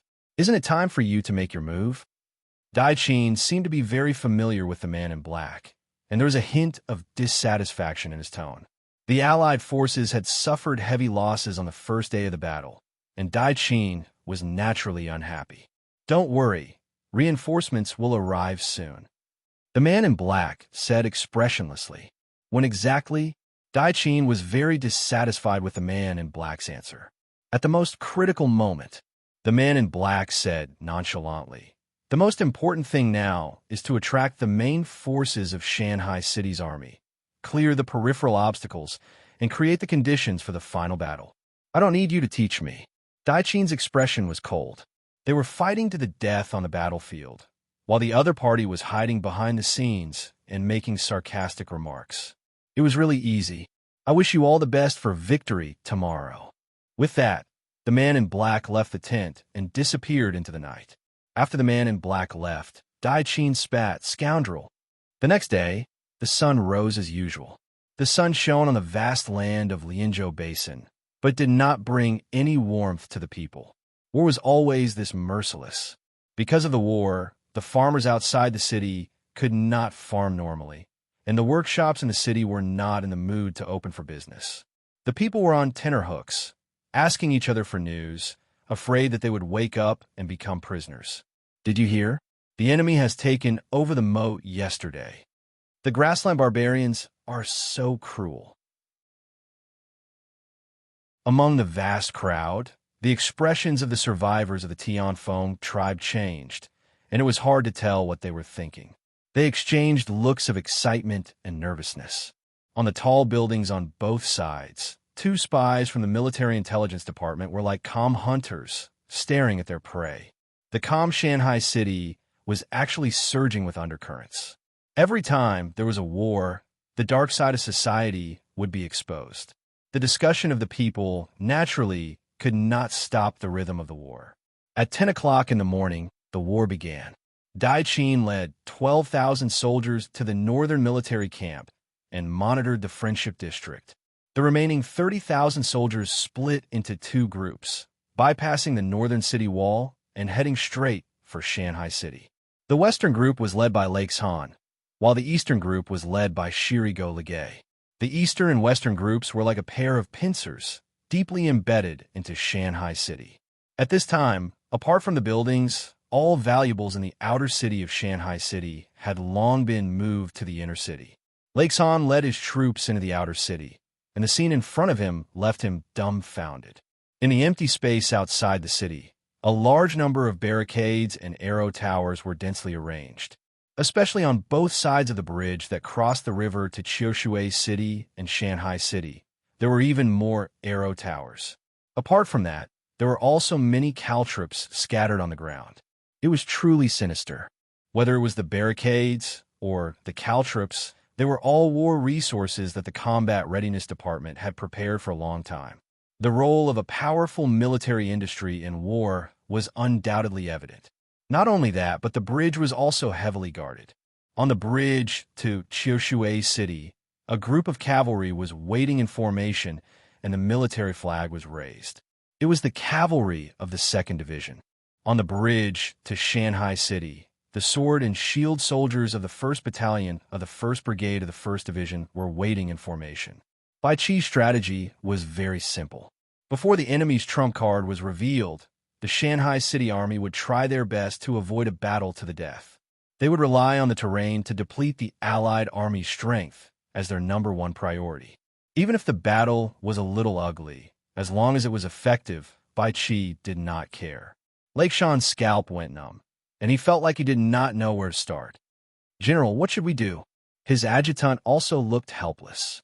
Lakeshan's face darkened, and he yelled, "What else can we do?" "Do nothing. If it did not clear these obstacles, the cavalry would not be able to move an inch." Helpless, the Allied army could only send out suicide teams to clear the barricades and caltrops to clear the way for the army. Along the way, there were tears of blood and tears of blood. The Shanghai City archers stood on the arrow towers and looked down at the suicide teams from above. The effect was shocking. The Grassland Allied army could only shoot a few arrows from their war horses to vent their frustration. What was worse was that before the suicide teams could clear the foot of the arrow towers, the archers hiding on the arrow towers had already retreated and escaped. They could not do anything about it. Lakeshan stomped his feet when he saw this and cursed. How could they fight in such a shameless manner? When Daiqin, who was overseeing the army in the center, received the news, his face darkened. He finally understood what the man in black meant when he said to clear the obstacles last night. Those damned scoundrels. They had already received the information, but they used them as weapons. Dai Qin was depressed, and his face was gloomy. Dai Qin's reaction was transmitted to the Eastern and Western armies. Lakeshan and Ziragu Ligay's hearts trembled. They thought that the commander was dissatisfied with their speed of advancement. Helpless, the two of them could only grit their teeth and send more suicide teams to clear the obstacles. For the entire morning, the dare-to-die squads came in wave after wave. Around noon, the obstacles at the Friendship River and the Qiushui River were finally cleared. In just one morning, the Allied army had lost another 4,000 men. Taking advantage of the lunch break, Lakeshan asked Dai Qin if they should continue clearing the obstacles on the other side of the river or take advantage of the situation to surround the Friendship River district. The news he received was that they had to take the bridge. Dai Qin was also very helpless. He also wanted to immediately surround the Friendship River district. However, if they did not take the bridge, the traffic between the three cities would be blocked. When they surrounded the Friendship River district, they could be ambushed by the army of Shanghai City at any time. At 2 o'clock in the afternoon, the intense battle for the bridge officially began. This was the first time the Grassland Allied Army and the army of Shanghai City faced each other head-on. As soon as it began, the smell of gunpowder filled the air. A single bridge could not accommodate too many troops. On the bridge, which was not wide, the soldiers of both sides fought each other, their eyes bloodshot. In less than half an hour, the bridge was filled with corpses. Blood flowed along the cracks between the stone slabs, dyeing the bridge red. It was an exceptionally beautiful sight. Towards the end of the battle, in order to make room for combat, the soldiers had no choice but to throw the corpses of the soldiers who had died in battle under the bridge. The corpses were thrown into the river and floated in a dense mass. It was like purgatory. In addition to the battle on the bridge, the two sides also used the arrow towers to shoot at each other across the river. The battle cries made the people in the city tremble with fear. Until 4 o'clock in the afternoon, under the relentless attacks of the Grassland Allied Army, the army of Shanghai City took advantage of the situation and retreated. The two bridges were lost one after another and were completely taken by the Allied army. The battle began to turn in the direction of the Allied army. As for the truth of the battle, everything is still unknown. To be continued.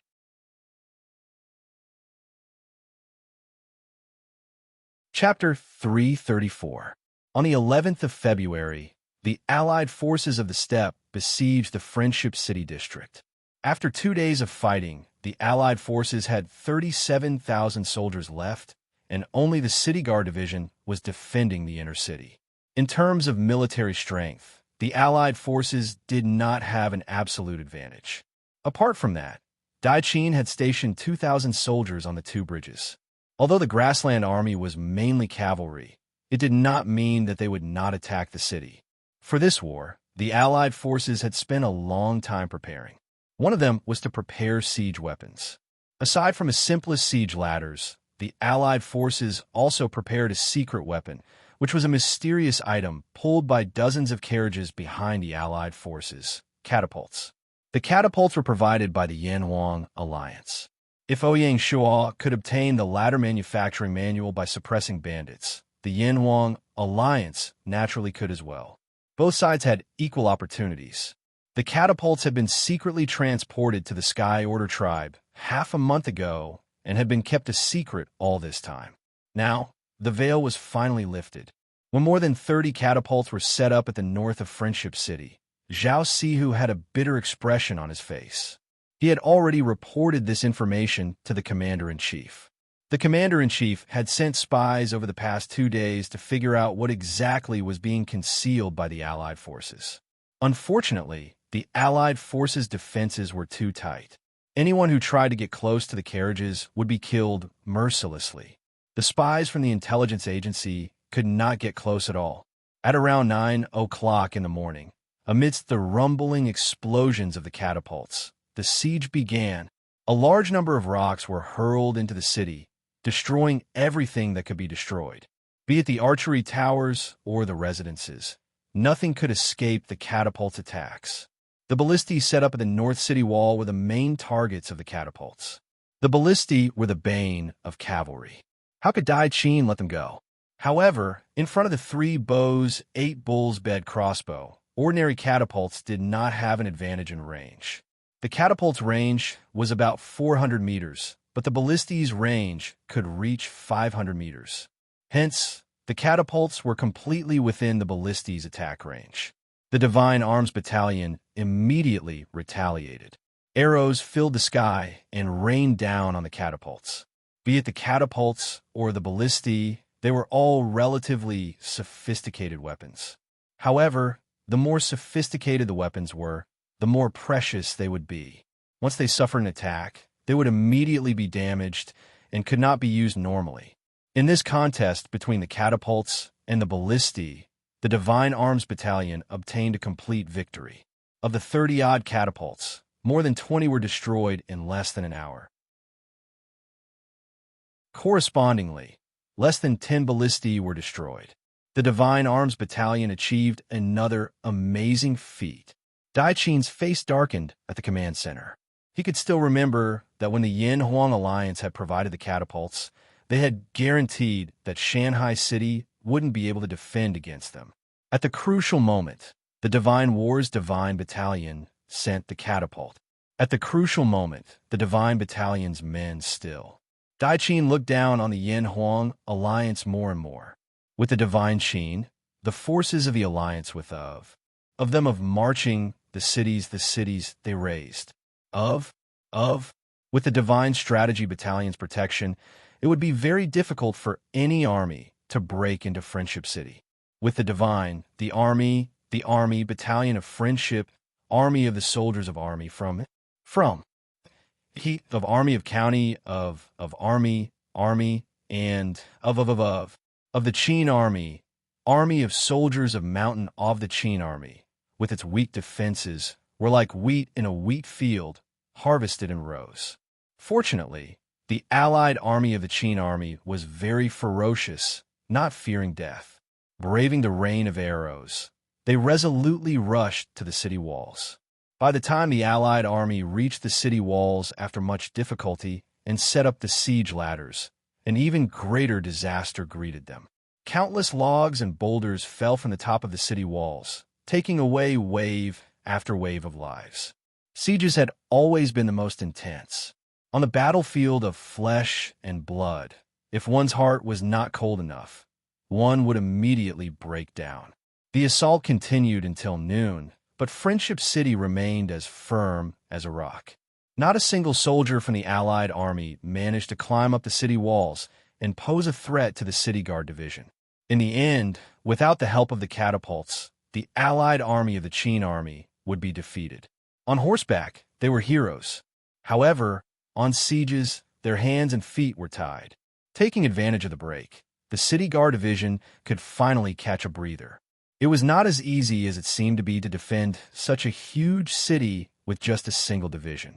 The Godly Arms Division's bed crossbowmen, these strong men, were not only drained of energy due to the frequent use of the bed crossbows, but their arms were also swollen and trembling. Not only the strong men, but the soldiers in charge of throwing the logs and boulders were also having a hard time. The enemy was too ferocious. Their attacks were endless, and they could only keep moving the logs and throwing them down. After a series of battles, the soldiers were already exhausted. Fortunately, at this time, the combat division had already organized women to send them fragrant rice. In the main camp of the Allied army, they were also cooking, but the atmosphere was somewhat gloomy. The high morale during the oath-taking at the Blessed Lake had fallen to its lowest point after continuous setbacks.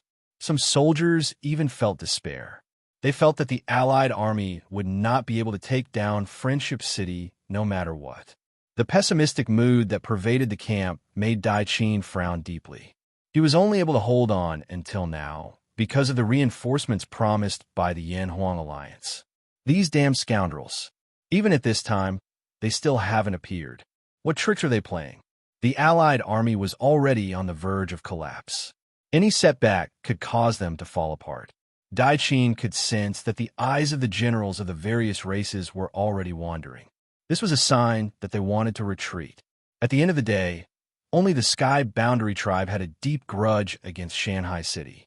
If not for the temptation of boundless wealth in Shanghai City, they would not have responded to Monkey Khan's call for righteousness and led their troops to attack Shanghai City. 3 days passed, but they did not gain anything. However, more than half of the army had died. No one would feel good about this. In the afternoon, under Dai Qin's pressure, the Allied army launched another attack on Friendship City. At this time, the morale of the Allied army had already plummeted, and their attacks were no longer as ferocious as before. The City Guard Division barely managed to recover after some adjustments in the afternoon. After suffering some casualties, they finally managed to block the Allied army's attacks. The third day ended anticlimactically just like that.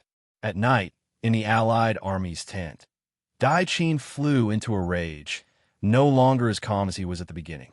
In the military conference that had just ended, aside from Hari Shigai, who remained silent, the other 6 generals of the 7 races actually pressured him to withdraw the next day. Otherwise, they would withdraw on their own. These short-sighted bastards, did they think that they would be fine if they withdrew? It was not so easy to retract their claws and teeth. After this battle, when Shanghai City regained its senses, would they still let them go? Extremely foolish. To the Allied army, there was no way out. To advance, there was a path of thorns. To retreat, there was a bottomless cliff. Unfortunately, no one believed his words. They would rather be ostriches than fight to the death. Bastard. Dai Qin was furious, and he smashed the items in the tent into a mess. Rakshasa stood quietly at the side, his expression indescribable. This was the first time he had seen Dai Qin lose his composure. So, when he could not carry out his will, he would also lose control like this? Rakshasa realized that he was no longer so afraid of Dai Qin. Dai Qin turned around and saw Rakshas's expression. His heart tightened, and he immediately sobered up. Impulsive, he was still too impulsive. You could go back first. Dai Qin regained his composure and said calmly. Yes. Rakshasa silently left the tent. Dai Qin looked at Rakshasa's back with an indescribable expression. Not long after Rakshasa left, the black-clothed man came to Dai Qin's tent again. When Dai Qin saw the black-clothed man, he could no longer control his accumulated anger. He unsheathed the scimitar at his waist and pressed it against the black-clothed man's neck. He said coldly, "Where are the reinforcements we agreed on? Give me a satisfactory answer. Otherwise, you can leave your life here." The black-clothed man's expression did not change. "General, why are you so angry? Bastard, it's all because of you. Let me tell you, those generals are already forcing me to abdicate. If you don't show up, they will retreat on their own, even without Shanghai City's attack. I won't be able to escape, and your wishes will also be in vain." Dai Qin was so angry at the black-clothed man that he gritted his teeth.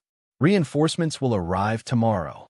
The black-clothed man was still unhurried, ignoring the scimitar pressed against his neck. He really did have the aura of a death warrior.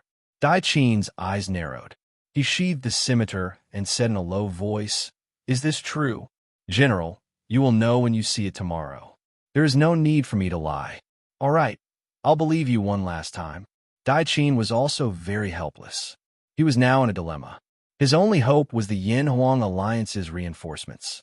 Otherwise, he could only imagine the fate that awaited him if he returned to the grasslands with his tail between his legs. The black-clothed man laughed coldly in his heart. He had already reached the peak of understanding the human heart.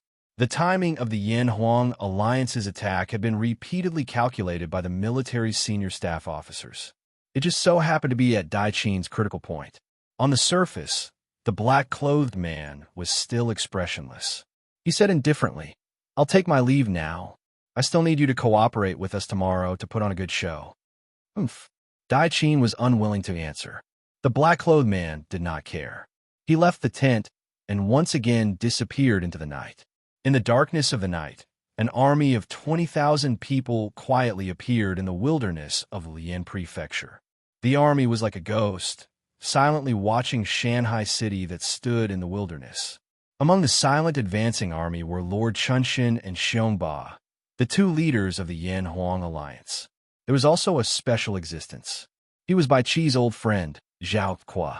Zhao Kuo rode on his warhorse and looked at the faintly visible Shanghai City.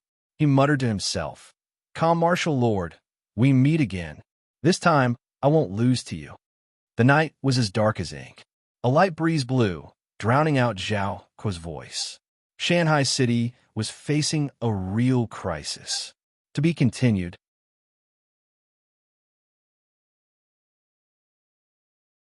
Chapter 335. Under the morning light, the 20,000 reinforcements from the Yan-Huang alliance quietly appeared in the western suburbs of Shanghai City.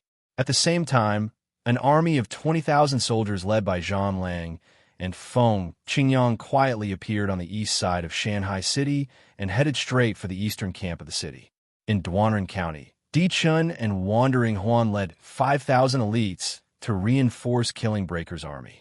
There was also an old general in the army, Lien Pe. Adding on the 5,000-strong army led by the Army Kill Ripper, the Yan-Huang alliance had invested a total of 50,000 players in this battle, all of which were elites. The Yan-Huang alliance's strategy was to surround Shanghai City, but not attack. The Duanren County City Guard Regiment, together with the Yan-Huang alliance's 10,000 elites and the 20,000-strong army led by Battle Wolf, attacked the 3rd Regiment from the front and back. After destroying the 3rd Regiment, the Yan-Huang alliance would advance westward and take over Shanghai City in one fell swoop. The Yan-Huang alliance's appetite was beyond imagination. Their plans were not limited to just this. Di Chun and Lord Chunxin were playing the favor card by contacting the leaders of the various factions to coordinate with them and set up formations at the borders of the Shanghai Alliance's territories. The goal was to restrict the members of the Shanghai Alliance and prevent them from reinforcing Shanghai City. It had to be said that the Yan-Huang Alliance was making a big move. If they won, then not only would Mountain Sea City be reduced to ashes, but the League of Mountains and Seas would also fall apart. In this way, the Yan-Huang Alliance would have the final say in the China region, and Di Chun and the rest would be back on track. The variable caused by Ouyang Shuo would no longer exist. This was the strongest attack that the Yan-Huang Alliance had made since its establishment. Even their opponents could not help but applaud the Yan-Huang Alliance's plan. Ouyang Shuo was completely unaware of all this. Dai Qin let out a sigh of relief when he saw that the reinforcements had arrived. Early in the morning, the Central Plains army had already packed up and were preparing to retreat. Seeing the sudden arrival of the reinforcements, the generals were shocked. One after another, they rushed to Dai Qin's tent to ask for the reason. Dai Qin gave a simple explanation and continued. The reinforcements have arrived. It's time to attack Shanghai City. We will obey the Grand Marshal's orders, the generals declared. At this time, of course, no one would be so tactful as to mention the matter of withdrawing the army. The 20,000 reinforcements were like a shot of adrenaline, reigniting the morale and fighting spirit of the Central Plains Army. Compared to the Allied Army's tents, the atmosphere in Shanghai City's headquarters was much more solemn. Bai Qi frowned. What he was worried about was not the sudden appearance of 20,000 reinforcements, but the location of the reinforcements. Logically speaking, reinforcements could only come from the east, so why did they come from the west? Only Ouyang Shuo could answer the questions of the Supreme Command. In order to keep in touch with Ouyang Shuo at all times, Mulan Yue had been staying in the Lian Province Marquis Mansion. After receiving the news, Mulan Yue immediately informed Ouyang Shuo. Ouyang Shuo's heart skipped a beat when he received the news, as a bad feeling arose in his heart. There was only one possibility for the Allied army to come from the west, which was that one of the lords in the west had brazenly broken the contract with Shanghai City and brought the Yan-Huang Alliance's army into the Lian province. Due to the special significance of Only on Earth, contracts in the game were not child's play. They were also legally binding. If the players unilaterally broke the contract, they would have to bear the legal consequences. In order to prevent such a thing from happening, Ouyang Shua deliberately put forward harsh requirements in the breach of contract clause. If one party broke the contract, not only would they have to face huge financial damages, they would also have to face jail time. Not only that, breaking the contract would also affect the player's credit rating, which was extremely disadvantageous to the conversion of achievement points in real life. All in all, the consequences of breaking the contract were very serious. Who would have thought that the Yan-Huang alliance would be so powerful? Ouyang Shua couldn't imagine what kind of conditions the Yan-Huang alliance had promised that the Lord would be willing to go to jail. The foundation of the Yan-Huang alliance had once again exceeded Ouyang Shua's imagination. The connections and influence of these old forces were really terrifying, so terrifying that it made people's hearts turn cold. Usually it was not felt, but once they bared their fangs, it would be a bloody slaughter.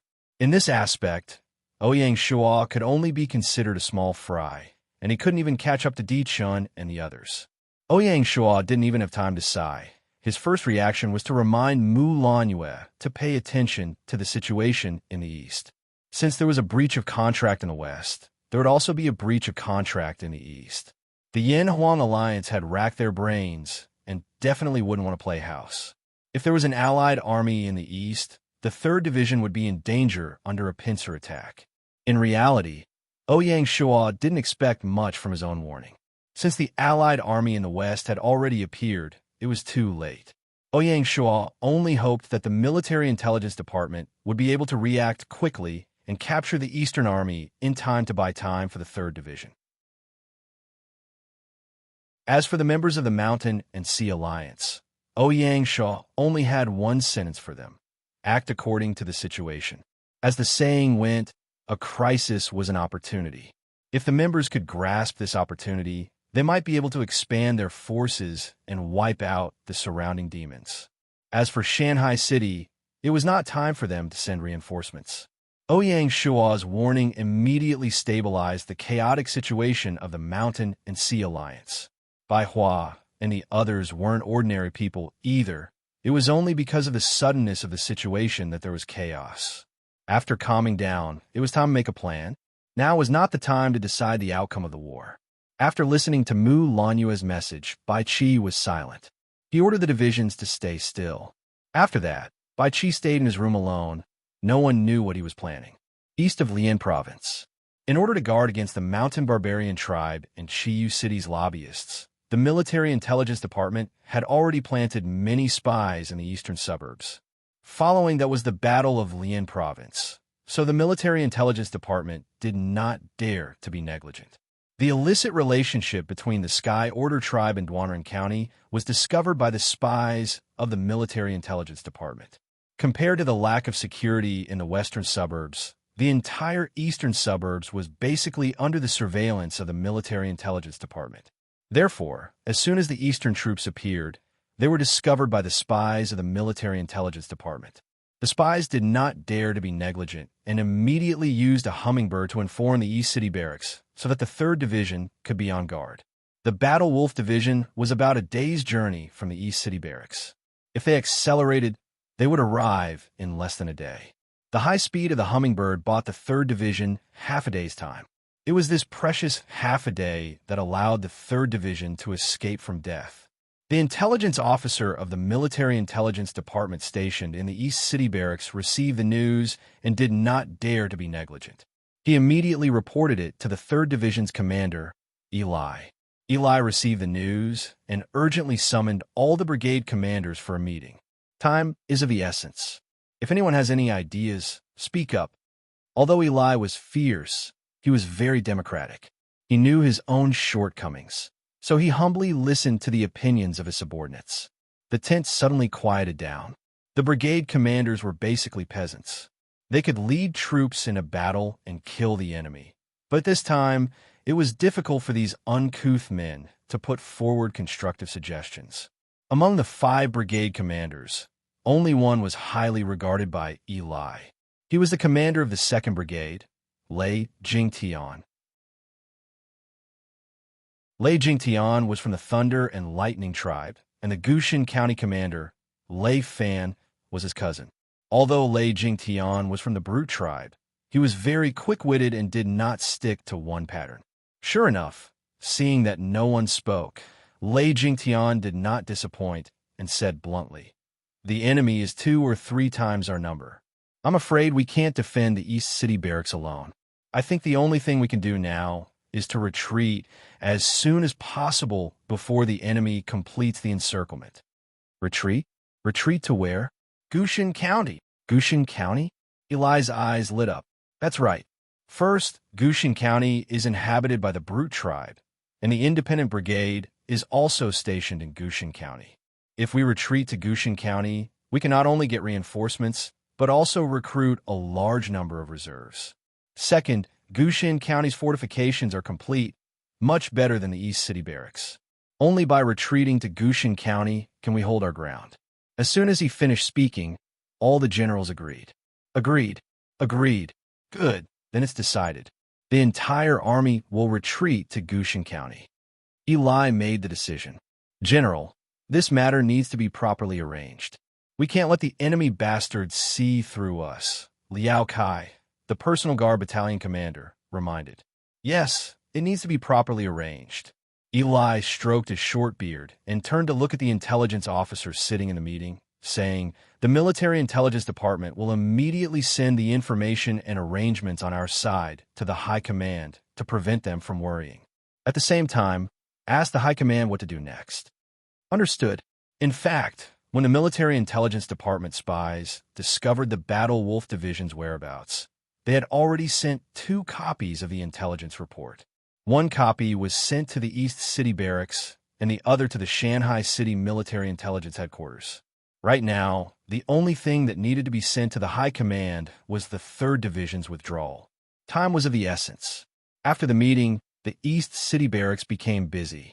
In order not to arouse the 3rd Division's suspicions, the Emperor Dust Division remained in Duanren County. Opposite the East City Barracks, there was only the Duanren County City Guard Regiment and the Kill Ripper Battalion. The 2 armies had been facing each other for many days, but nothing had happened. In order to confuse the enemy, Eli had specially arranged for a personal guard battalion, which was the 3rd Division's only cavalry battalion, to gallop at the entrance of the East City Barracks, provoking them repeatedly.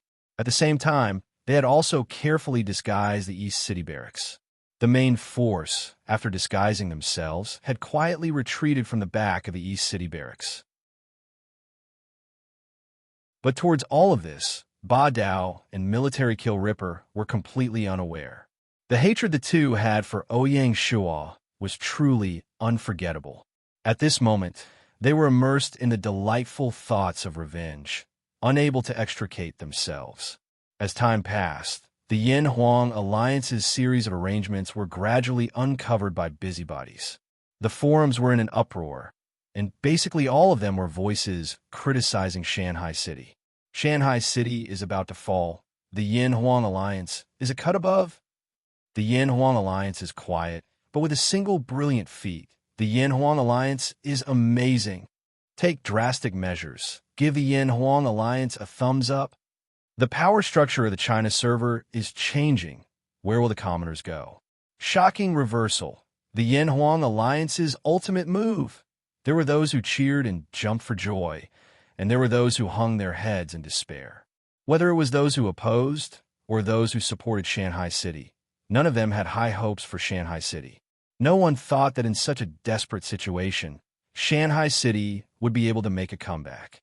At this time, the professional commentators that the Yin-Huang Alliance had hired were even more vocal, praising the Yin-Huang Alliance's foresight and Shanghai City's arrogance, trying their best to boost the Yin-Huang Alliance's image. Even the International Forum was caught off guard by this turn of events. Jack Dawson and the others who had high hopes for Shanghai City were completely speechless. Jack couldn't help but sigh. The China server was indeed a place of crouching tigers and hidden dragons. The competition was fierce, and the other servers were left in the dust. At this point, the Yin-Huang Alliance had swept away their decline and rose to the top. To be continued.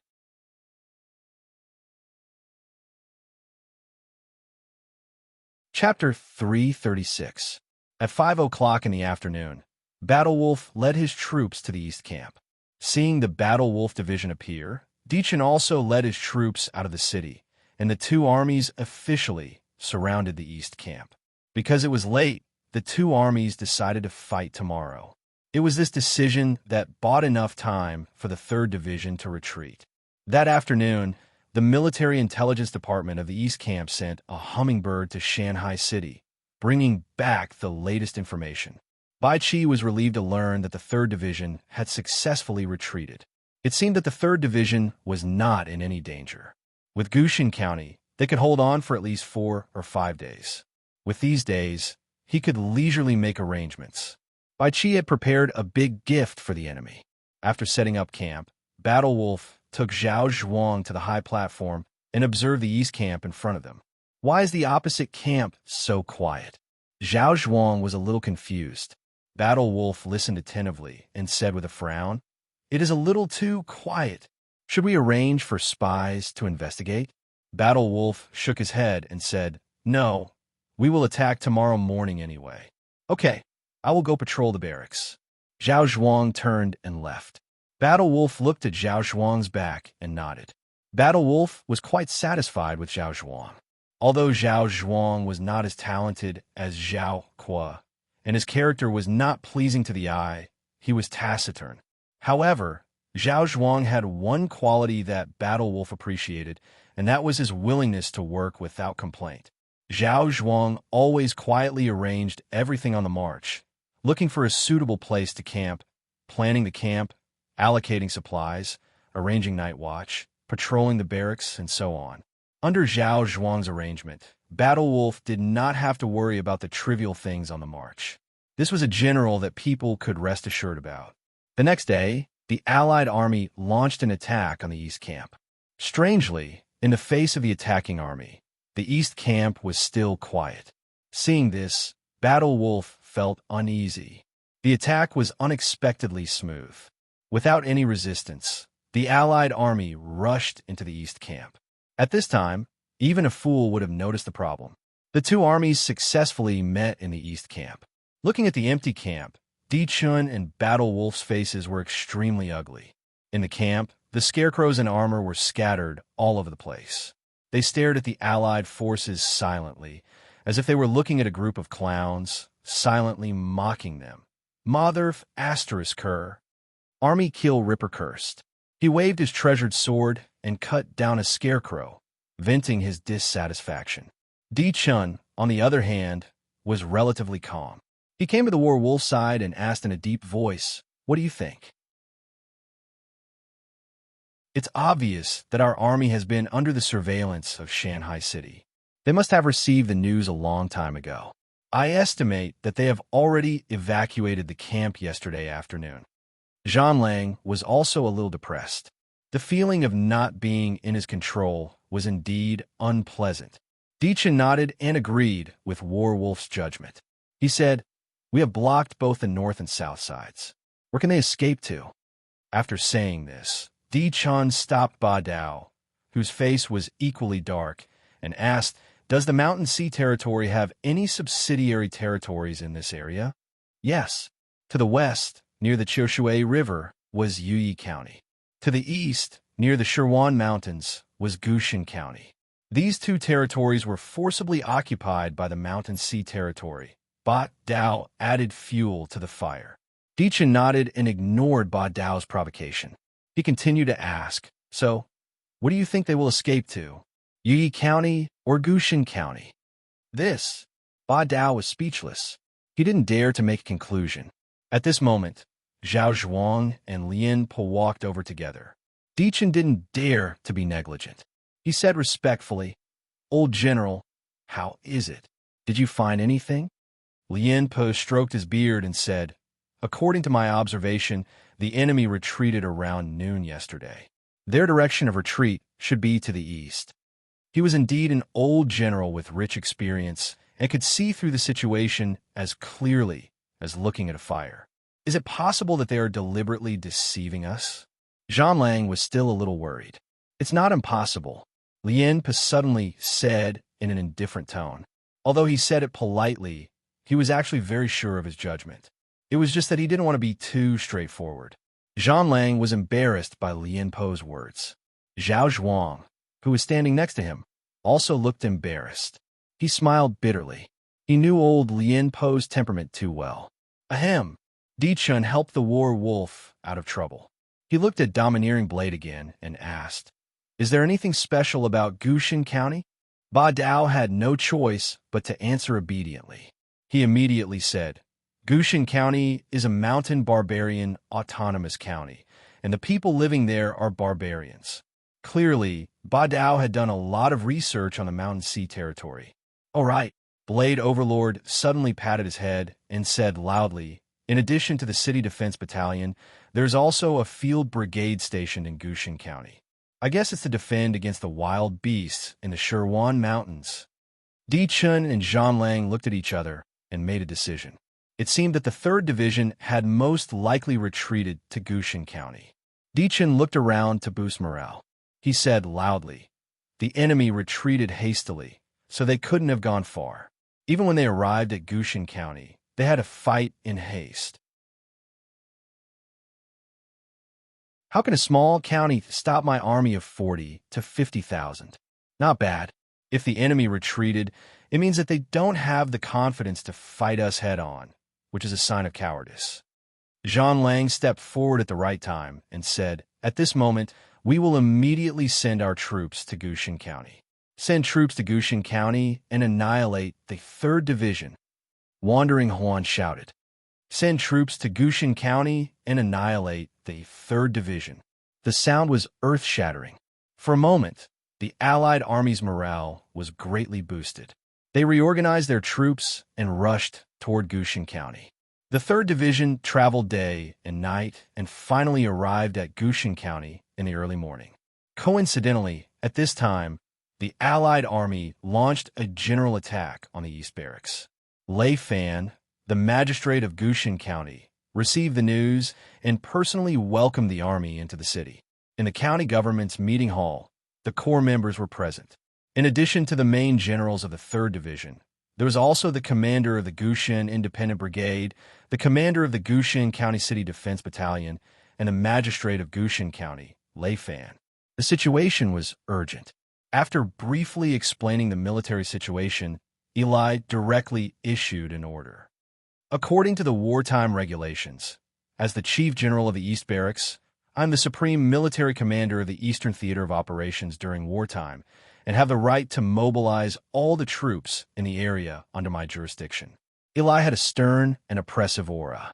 He said in a deep voice, "According to the order, the Gushan Independent Brigade and the City Defense Battalion will be assigned to the 3rd Division during wartime and will be under my unified command." "Yes, General." 2 generals immediately stepped forward and accepted the order. Eli nodded with satisfaction, looked at Lei Fan, and continued, "County Magistrate Lei, from now on, Gushan County will officially enter a state of military control. County Magistrate Lei, please issue a Level 1 war alert. The people in the city, regardless of gender or age, must unconditionally obey the mobilization of the army, cooperate with the construction of fortifications, and prepare the supplies for defending the city." "No problem," Lei Fan replied in a deep voice. As soon as the Battle of Lien Province began, all the prefectures and counties received a Level 1 martial law order from the Marquis' mansion. Lei Fan was wise and had already begun to prepare the war supplies. "More importantly, we have to issue a temporary recruitment order to recruit young and strong men to join the reserves and assist the 3rd Division in defending Gushan County," Eli added. "Rest assured, General, the entire Gushan County will work together."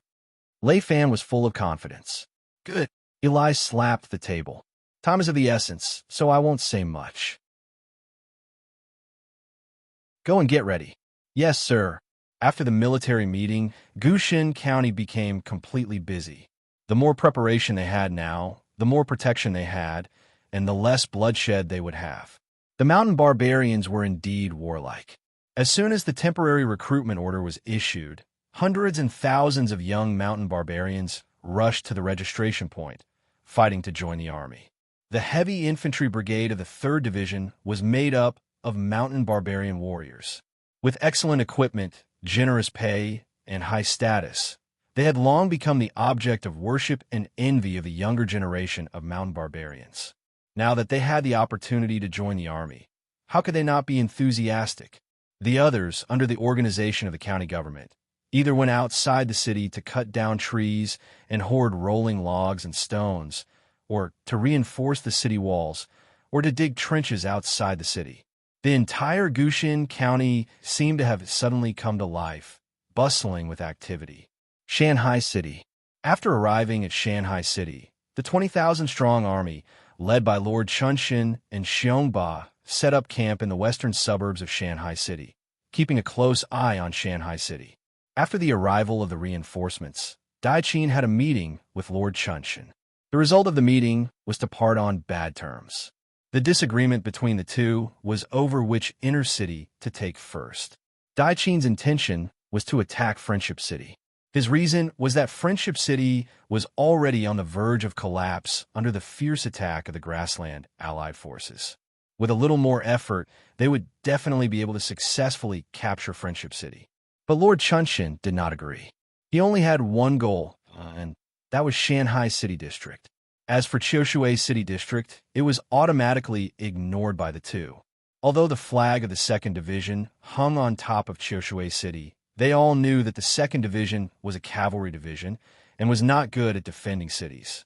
Firstly, Qiushui City had not been attacked, and secondly, its value was not great. Naturally, they did not consider it. Unlike Daiqin, the Yin-Huang Alliance's ambition was to completely occupy Shanghai City, and to do so, they could not bypass the stone tablet buried in Marquis Lianzhou's residence. Therefore, Lord Chunshin had no interest in expending a large army to attack Friendship City. Instead, he tried to persuade Daiqin to join him in attacking Shanghai City. Although the Yin-Huang Alliance had almost turned out in full force for this operation, and the leaders of the Yin-Huang Alliance were working together. But this did not stop Lord Chunshin's little plan. According to Lord Chunshin's plan, if he could first unite the Grassland Army and complete the occupation of Shanghai City before Di Chun and the Battle Wolves Alliance arrived, wouldn't that be great? That way, not only in the Yin-Huang Alliance, but even in the China region, he, Lord Chunshin, would shine. With these little plans in mind, Lord Chunshin frequently met with Daiqin these 2 days. In order to persuade Daiqin, he made all sorts of promises that gradually moved Daiqin. While the two were scheming, they had no idea that Qiushui City was currently an empty city. To be continued. You're tuning in to the Warrior Lore YouTube channel. Don't forget to subscribe and join us on this journey to catch the most captivating stories.